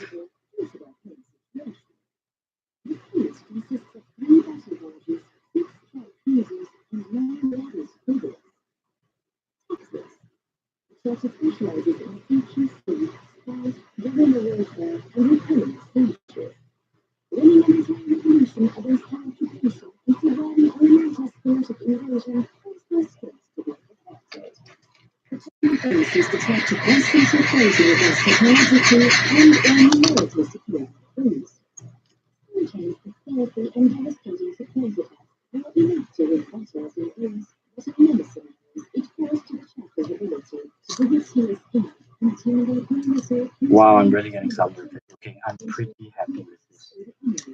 I think this is gonna work. I think it just might work. Oh, scary though.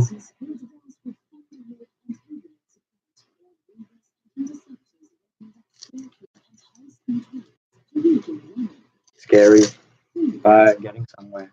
I'm gonna continue heating this and continue curling it. I need a smaller mold now, so I'm gonna take this away. I'm gonna find a smaller tube to wrap this over. What do I have? What do I have? Oh, okay. That might help. No, I need it round.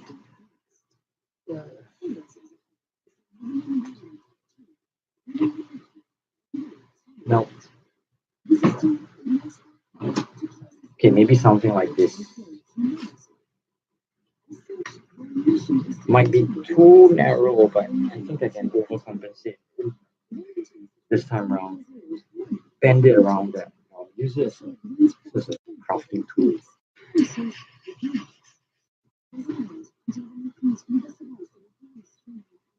See, start to get my nice curve out of this, huh?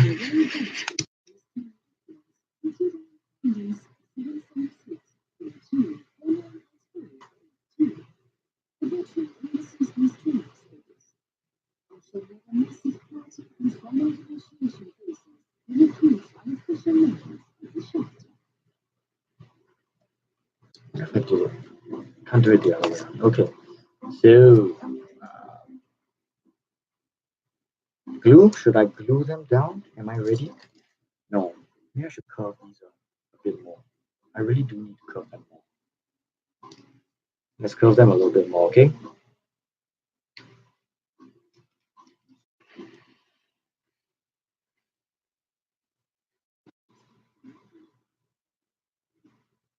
Damn YouTube ads again.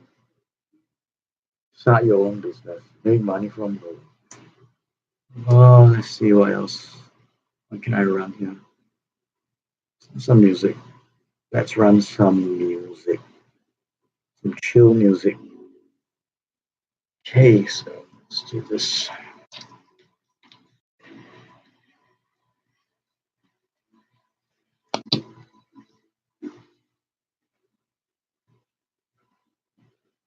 I think my desktop just died.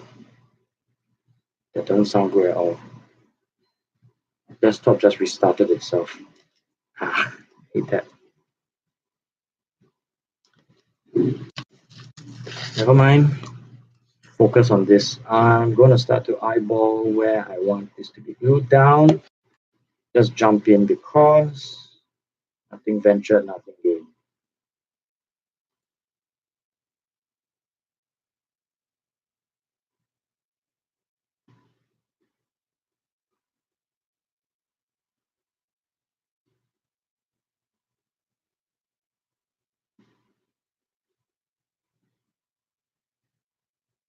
Oh, this might have been a huge mistake.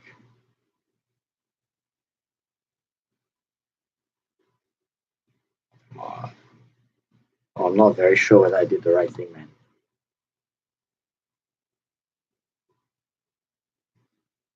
I'm not so sure now. Well, nowhere to go but forward. Let's do this.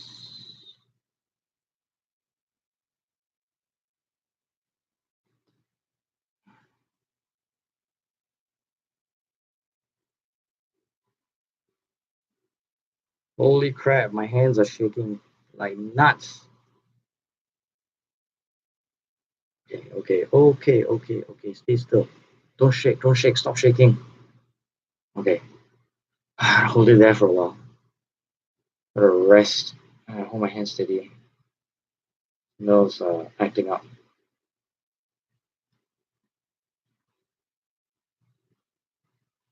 So as I let that set, I'll talk a little bit about this project that I have. So I'm kitbashing a venom crawler with Fiend of Slanesh, using the front half of a Fiend of Slanesh, the back half of a venom crawler, getting some exciting silhouettes out of it, which I'm pretty happy with, but yet getting a lot of difficulty finding a way to join the two models seamlessly. And I think I might have found a way.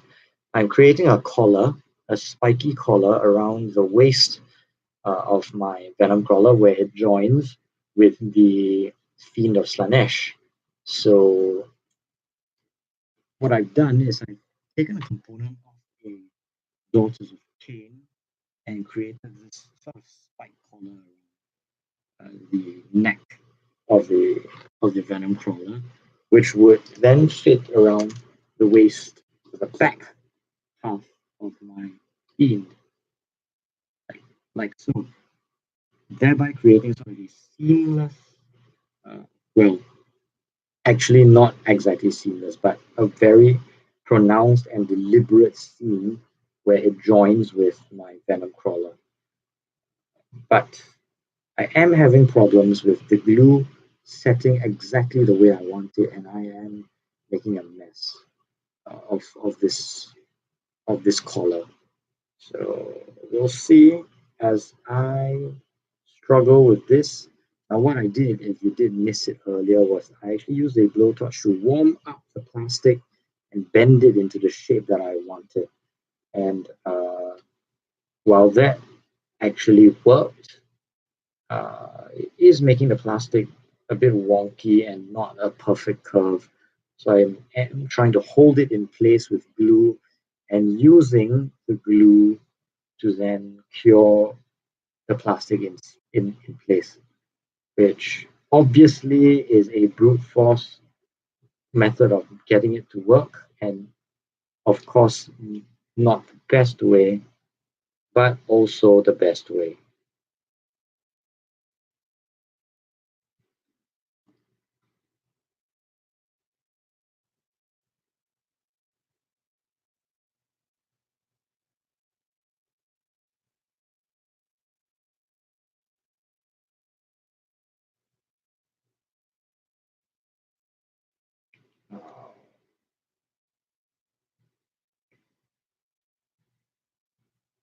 Bloody corpse emperor, damned piece of trash.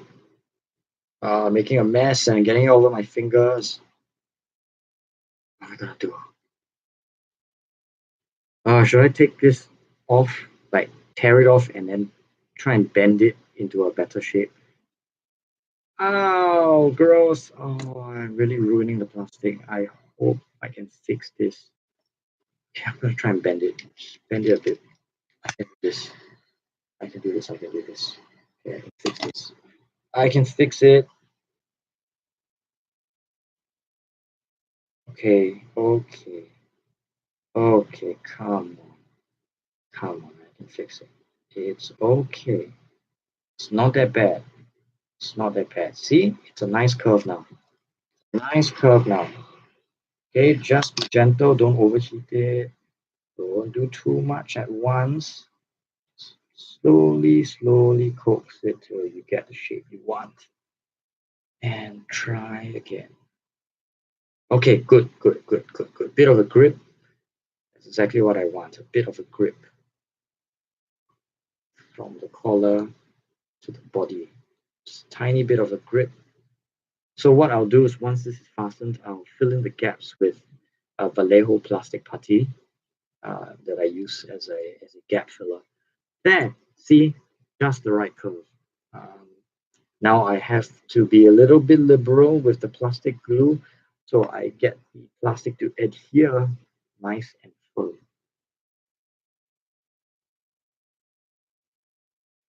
Just on a few strategic points first, and then on more points as this starts uh, to materialize and solidify. Okay, I'm not going to touch it, leave it alone for a while, and we'll see where we go. I'm going to start trying to bend the other piece, just like I did the first piece, and making sure that I get that tighter bend at the end.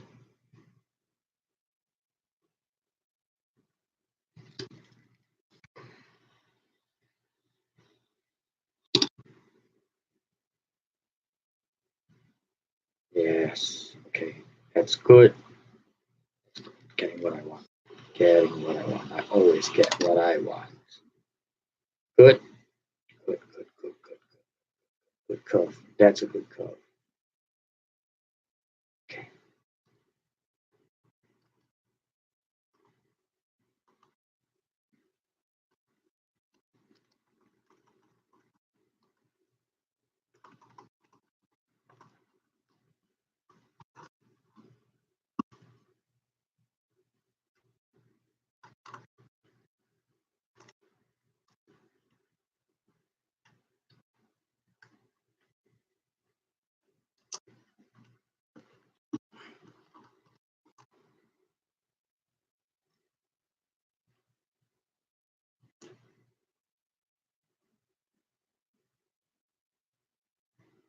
Mm-hmm, mm-hmm, mm-hmm.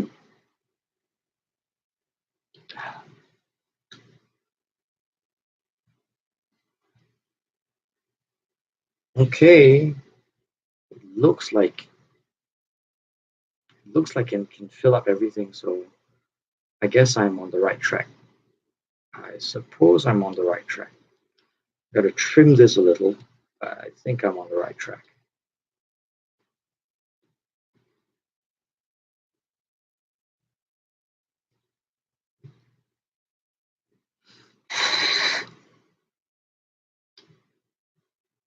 Let's get some plastic glue in here and lock in this Kitbash.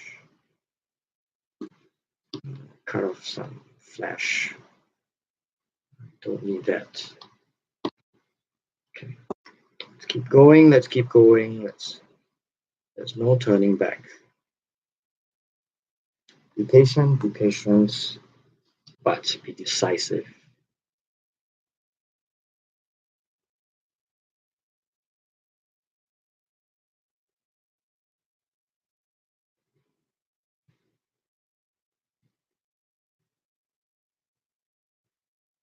And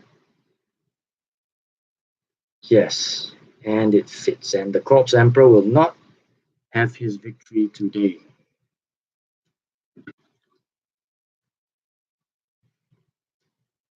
So what you see here is a collar that I've made around, like a spiky collar I made around the joint. And I'm gonna put my butt right up against those spikes. And we will have a pretty nice solution to hide what would otherwise be quite an ugly seam. Now it is simply a less ugly seam, but at least it's not an ugly seam. So it's okay. It's not the best, but it is the best that I can get for now. I'll be okay with that. I'm pretty okay with that. So the next is to determine the poses for my legs. So I'm going to keep my Daughters of Cain bits box because I'm not going to need that for a while.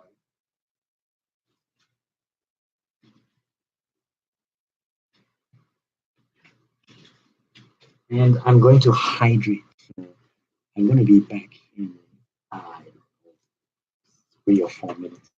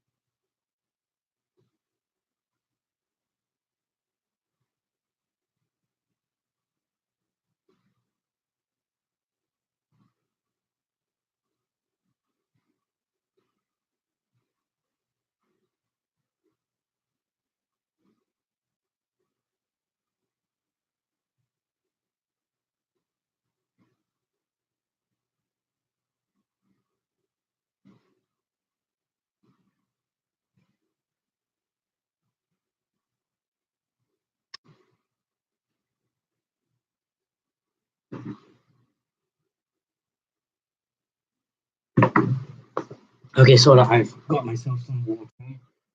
I feel a lot fresher now, at least. Oh, okay. At least I'm not pushing myself over the edge with dehydration. Alrighty, where was I? So I'm gonna wait for this plastic glue to set before I move on with that. Let's look. Oh, okay. So it's been about an hour and something got hot. It should be this armor plate, which I might not need now that I've used that spike collar, but it's nice to have those spare bits that I can probably use.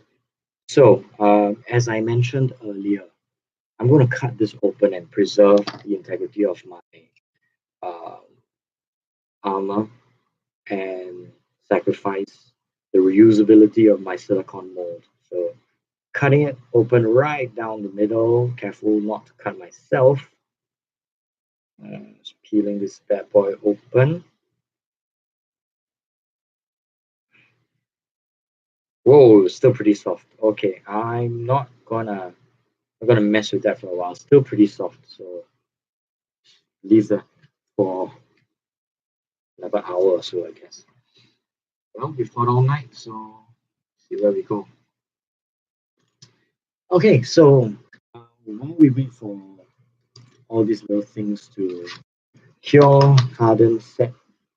Let's do a show and tell. One of the other projects I'm working on right now is a noise marine.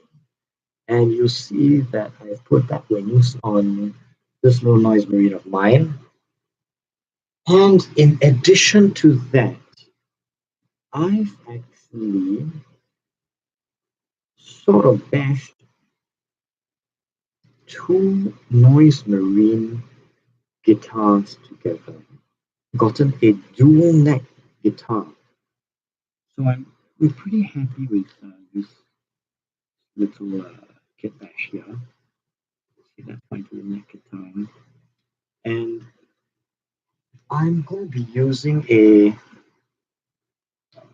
I believe this is a Heart Seeker from the Seekers of Slanesh spoon. So a Heart Seeker head, dual neck guitar, and a winged backpack on a noise marine body. Now, I'm gonna use see wires coming up his foot. So I'm gonna talk about this in a later video, but I just thought that I'd like to just give a preview of some of the other things that I'm working on.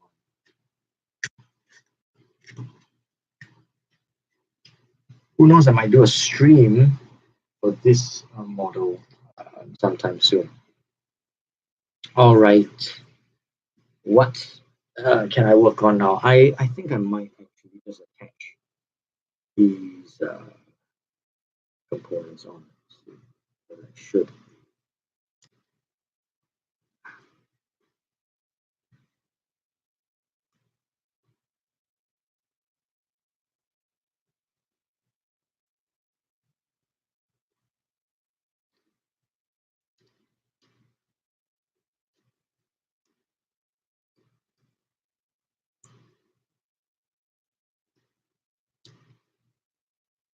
Yeah, I'm sure I can glue this on already. I don't think need to preserve. Oh, so these big back legs should not be adjusted because the armor plates go into the body and they only go in a certain way. So I would not mess with that. Let's. So I'm gonna just fix those in right now. So I'm pretty happy with position. No, I can't. If I did that, then I wouldn't be able to paint a lot of things. So yeah, I'll keep that away, I guess. I really don't know. I'm really conflicted about this because if I fix them in later, I might scratch paint as I start to ease them into place. Tough choice. I think I might just glue them in. I think I might just glue them in right now. So let's see, where can I glue it? Oh man. Yes, I'll have to squeeze that glue in strategically, but I think I can manage it. So just a spot of glue, spot of glue there, and a spot of glue there.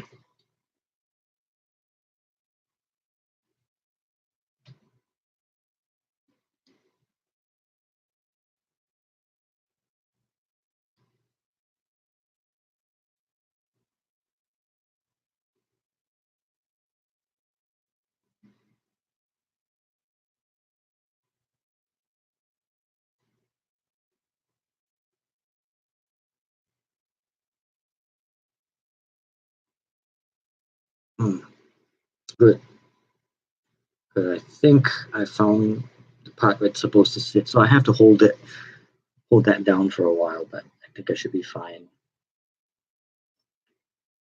Then it's my other component, which I suppose it would serve me well to glue it in separately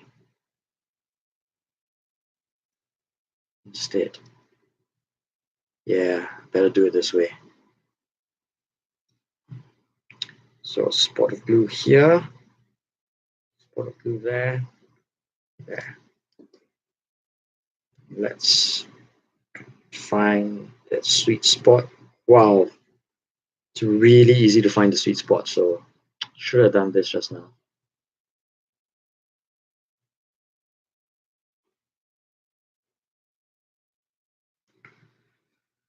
Okay, never mind. You live, you learn.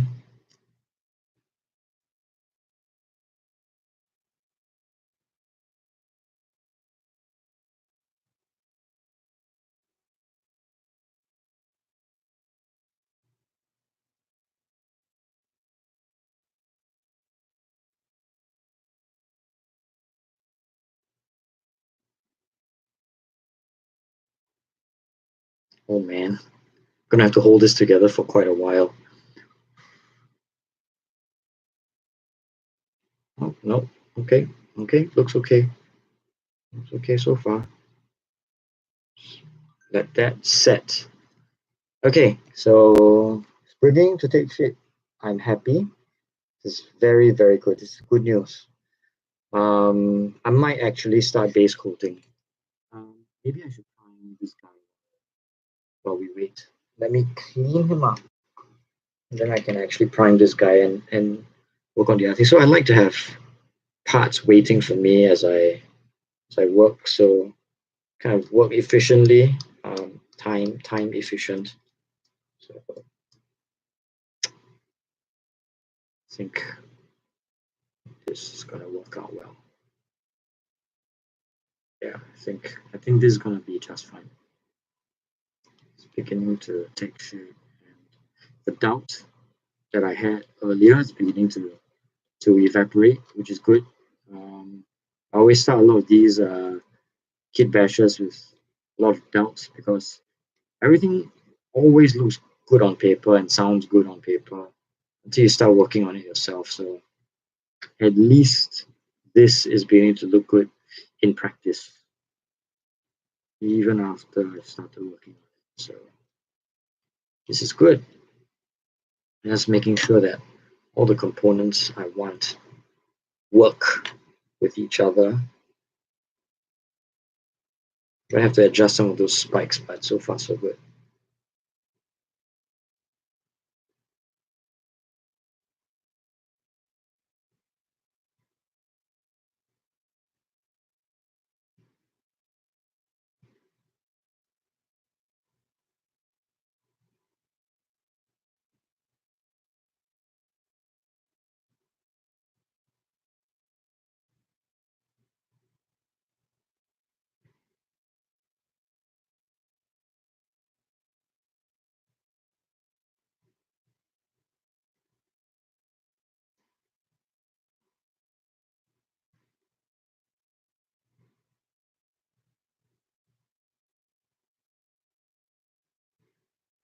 I'm so glad I have audio.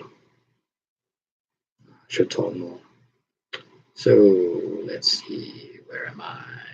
I do need to add a bit more plastic glue to make sure this thing stays in place. So put the glue in a place where the sun don't shine and you can't see the mess, and everything will be fine. Because nobody can see the mess of glue inside. There we go. Now, where's my cover? Where's the lid for my glue? There it is. Okay. Come now. Hmm, hmm. What do I have left to do? Nice and smooth. This thing can be primed soon. Once I fill those gaps, this thing can be primed right now, actually. I'm not going to give him any weapons because he's got weapons on his back, so it can be primed. Oh, I should warm up his toe and make his toe point. Wow, this is going to be scary as hell, but if I can bend his toe a little, it will look so much better.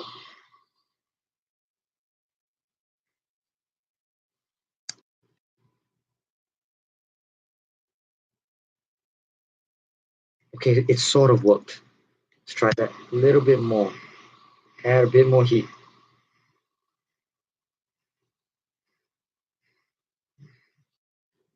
Bend it.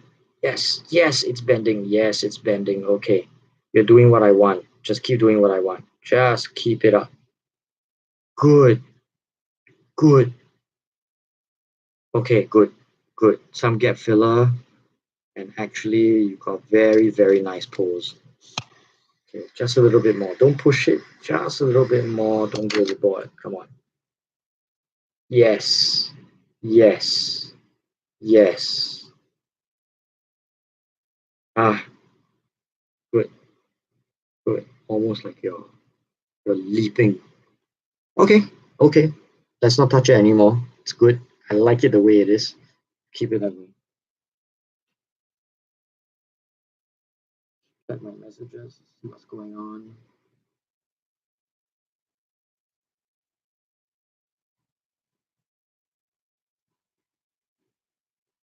Okay. No, not much is going on. Let's see what else is happening. Got some notifications. No, not many.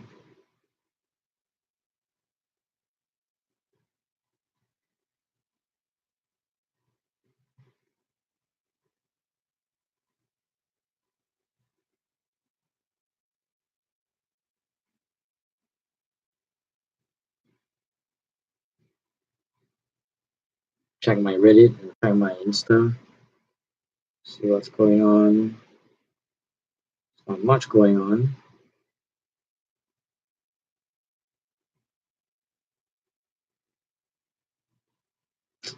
Okay, I'm all good. Back to work. Should I warm it up again and do this again? I like where this was going, but I might regret it. Okay, let's not. Let's not. This is good enough. Oh, there's so much I could do. Oh, okay, good. Need to soften the spikes though, so I'll have to bend the spikes a little, meaning that I need some heat right there, just to bend these spikes up, just to bend them out a little bit. Okay, so far so good.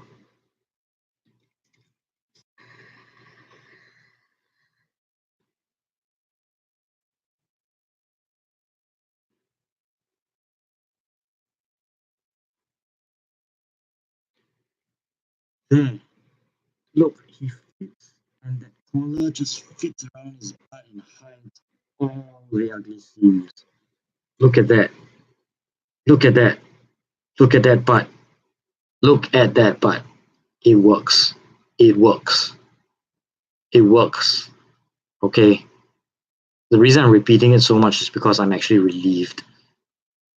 It works. Just a couple more seams to cover up, and it works. It makes sense. It's logical. Okay, good. So let's keep it going. Let's keep it going. Let's keep the stream going, and let's have some payoff. Okay. I can actually base this bad boy. How do I base this bad boy? I need a good strong magnet so that he doesn't get blown off, and put him on a clip. There we go. Now I can spray this guy. Can I spray this guy? Okay, nice and firm. I can spray him. Okay. Okay, be right back. I'm gonna spray my guy.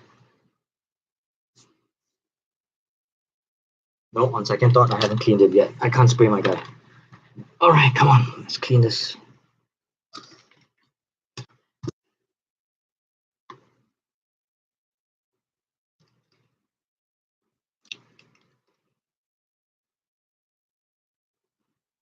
Yeah, there's a lot of more lines. Okay, so let me clean it. There is no point after all that hard work to paint him if he's got more lines, or if she's got more lines. If she is, it's a he, she,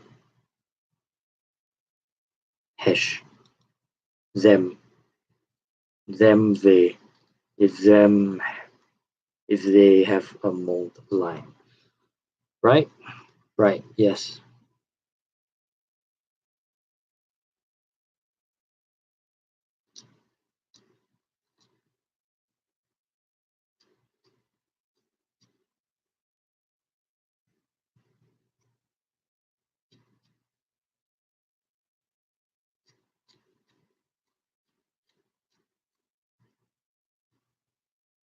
Oh, we're doing okay. We're doing okay. We're cleaning up what needs to be cleaned up. I'm pretty good with this.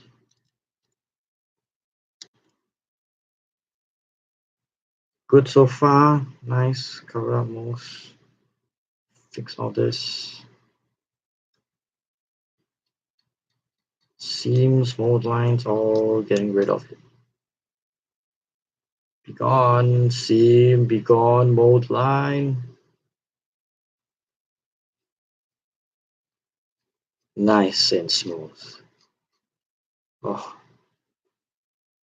smooth like the mayonnaise. Okay, good, good. Mold lines gone, bit by bit, bit at a time. Don't rush it. Don't rush it. Oh, good. Don't rush it, and you'll be good. You can tell I'm getting pretty impatient already, so I might take a short break soon. Actually, I have to take a massive dump. I might take a break soon.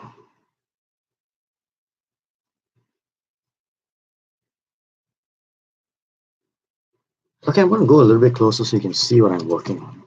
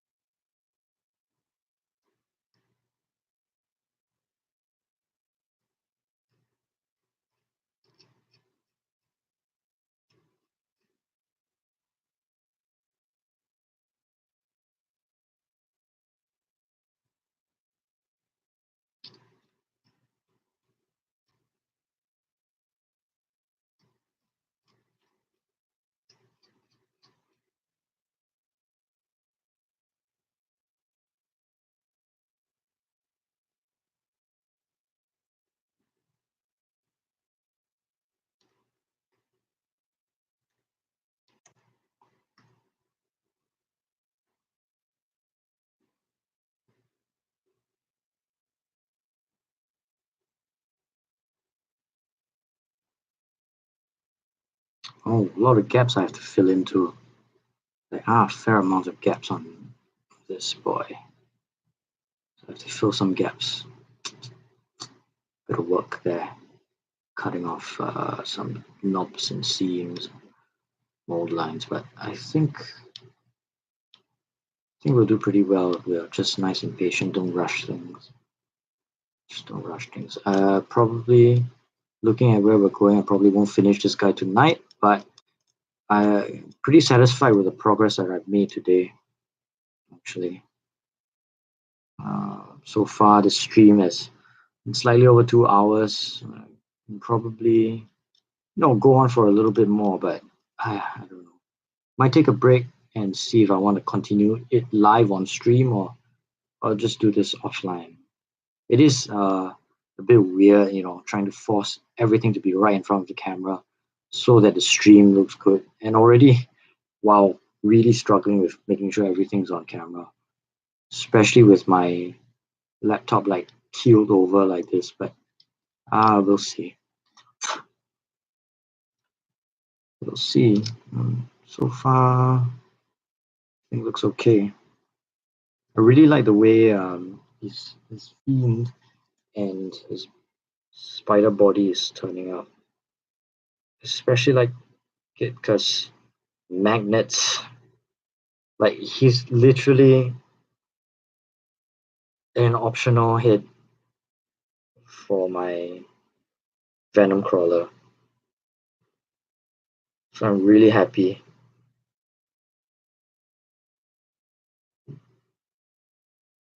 Proportions are just nice, I think.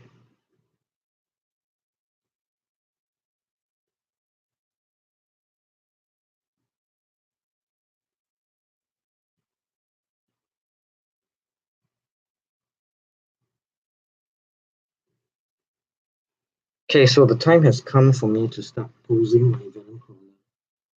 I'm getting the position that I want, and I'll have to get my venom crawler base as well.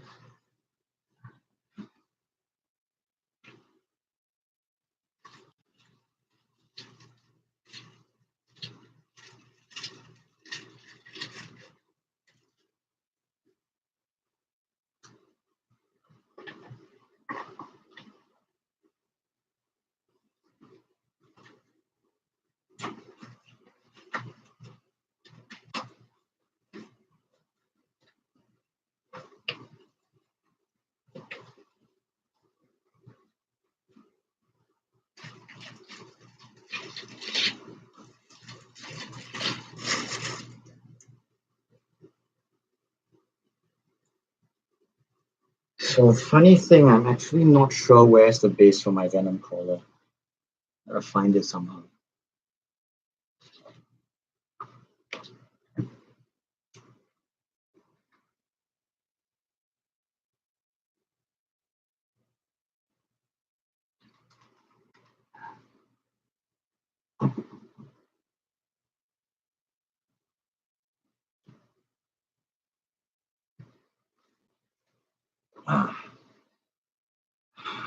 I'm pretty sure I kept it in a pretty safe place. Problem with things like that is that you'll never really remember where your super safe place is.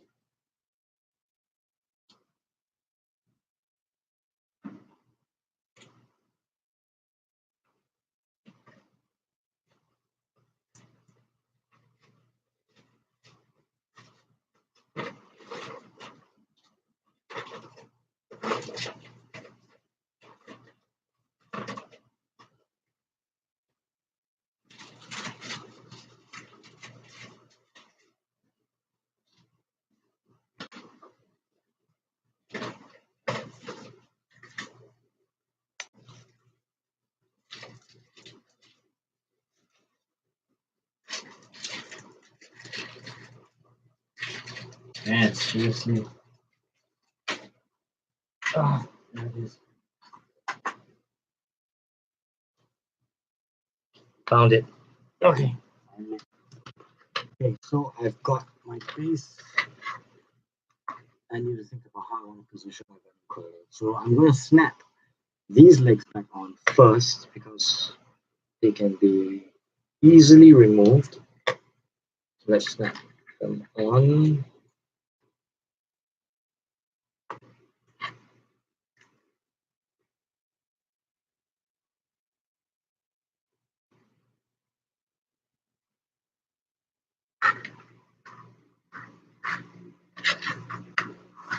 Wow, even with this big ass base, he's going to lean over the side, which is cool. No complaints there. So let's tack him in here. So these two legs have to be in this position, which limits his pose somewhat, but at least I can move the other parts around. So let's see where we go from there. So this is a front leg, and it's kind of got a little part that's buried in the ground. So I can't do much with this. So let me put that down first.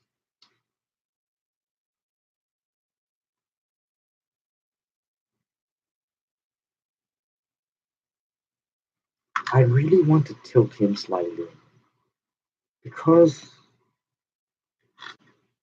his best position is slightly bent like this, like he's running. So I can't. Okay, this is okay. So that's the way.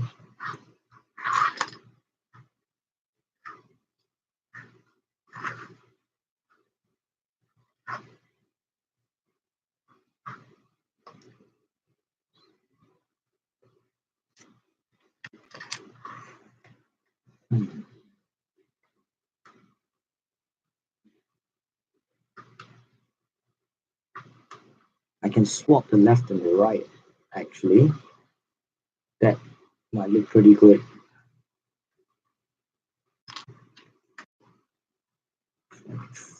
This on the ground. Okay, let's start to define this pose a little bit.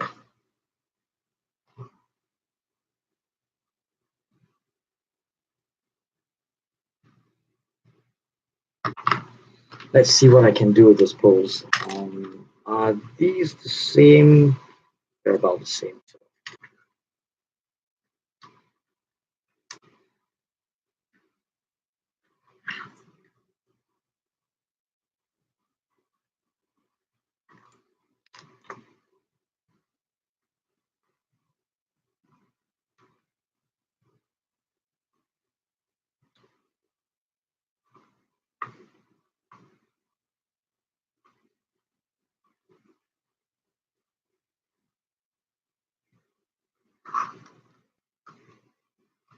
Now the pose has to be congruent with my fiend.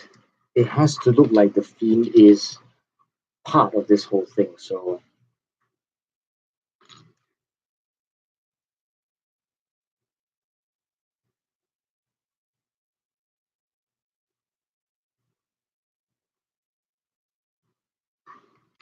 I kind of want the spider to be like kind of getting ready to pounce in a way.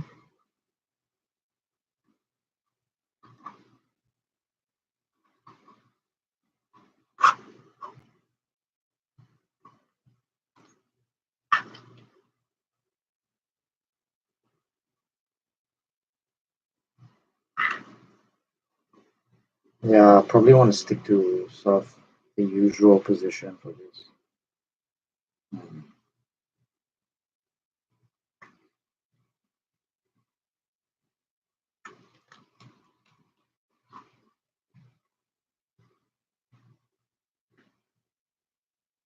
Wow, can I make him way out? No, I can't. It's pretty fixed.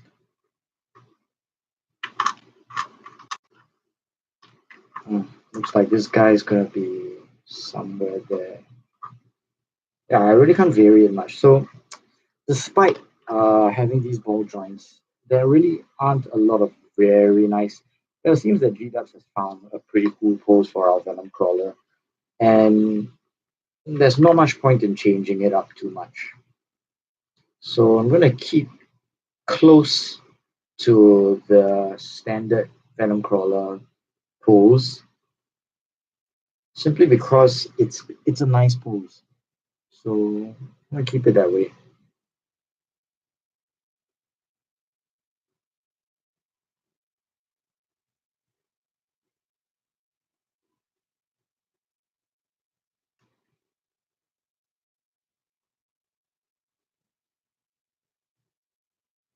I'll hold this guy in place for a while.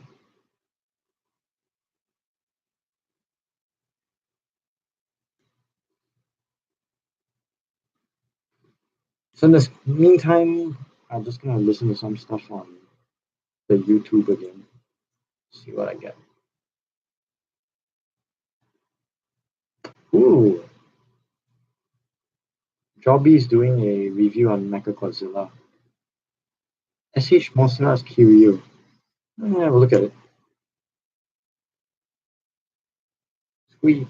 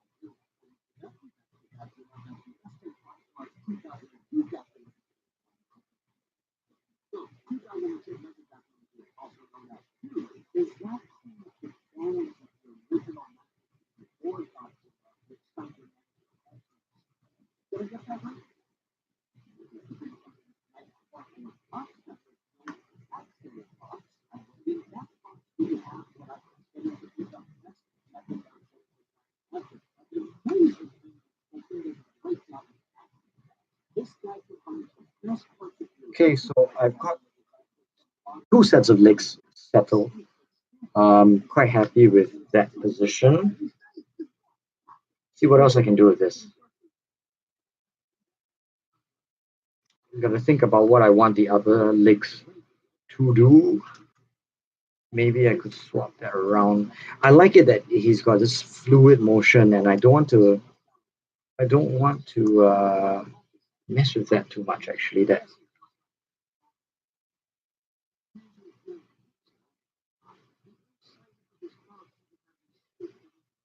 Yeah. Okay. So it will be a slight variation on the pose. I think I can pull it off. Think I can.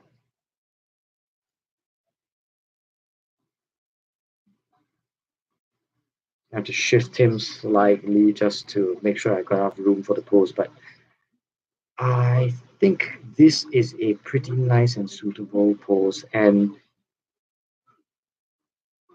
different enough from the original to justify cutting off all those tabs, but close enough to benefit from all the structural uh, benefits I've been given by the original pose.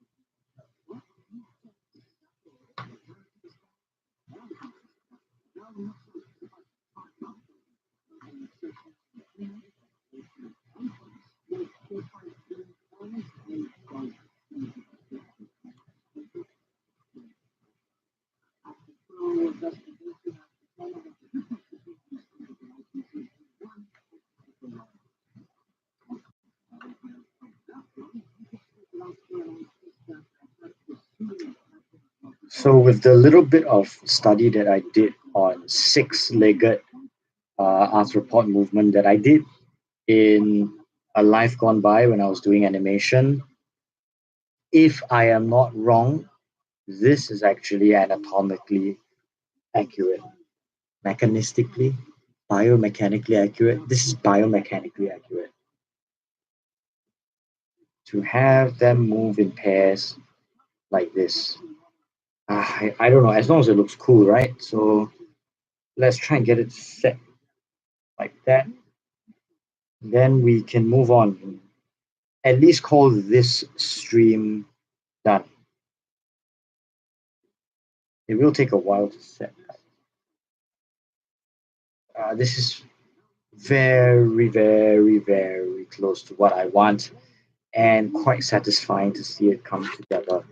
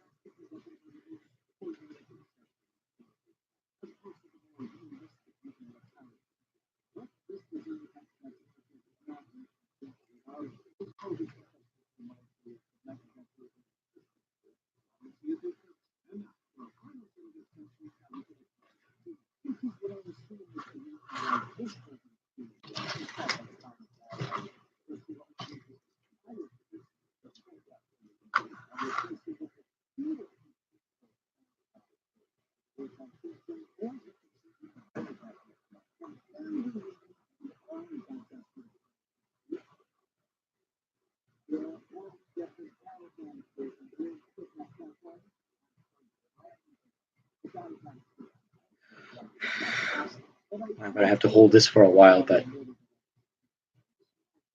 it's exactly what I want. Got the pose that I envisioned.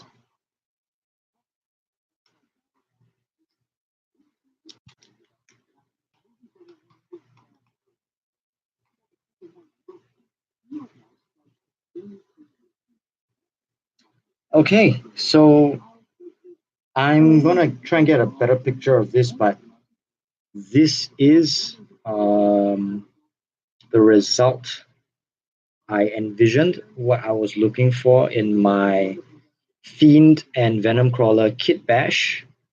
I am satisfied because there are things that I can improve if I were to do this again, and I actually might do this again. I like kitbashing the Venom Crawler with things. I think the Venom Crawler is a very, very nice sculpt. So yeah, we'll see where we go. But this is it. I'll let the glue set, and I'll do a little show and tell on a separate video. But you know, for posterity, I've got a nice log of how I ended up building this kitbash. I'm happy. I'm glad, and I thank you all for being part of this live stream. Please like and subscribe and have a look at halfbox.com, half-box.com.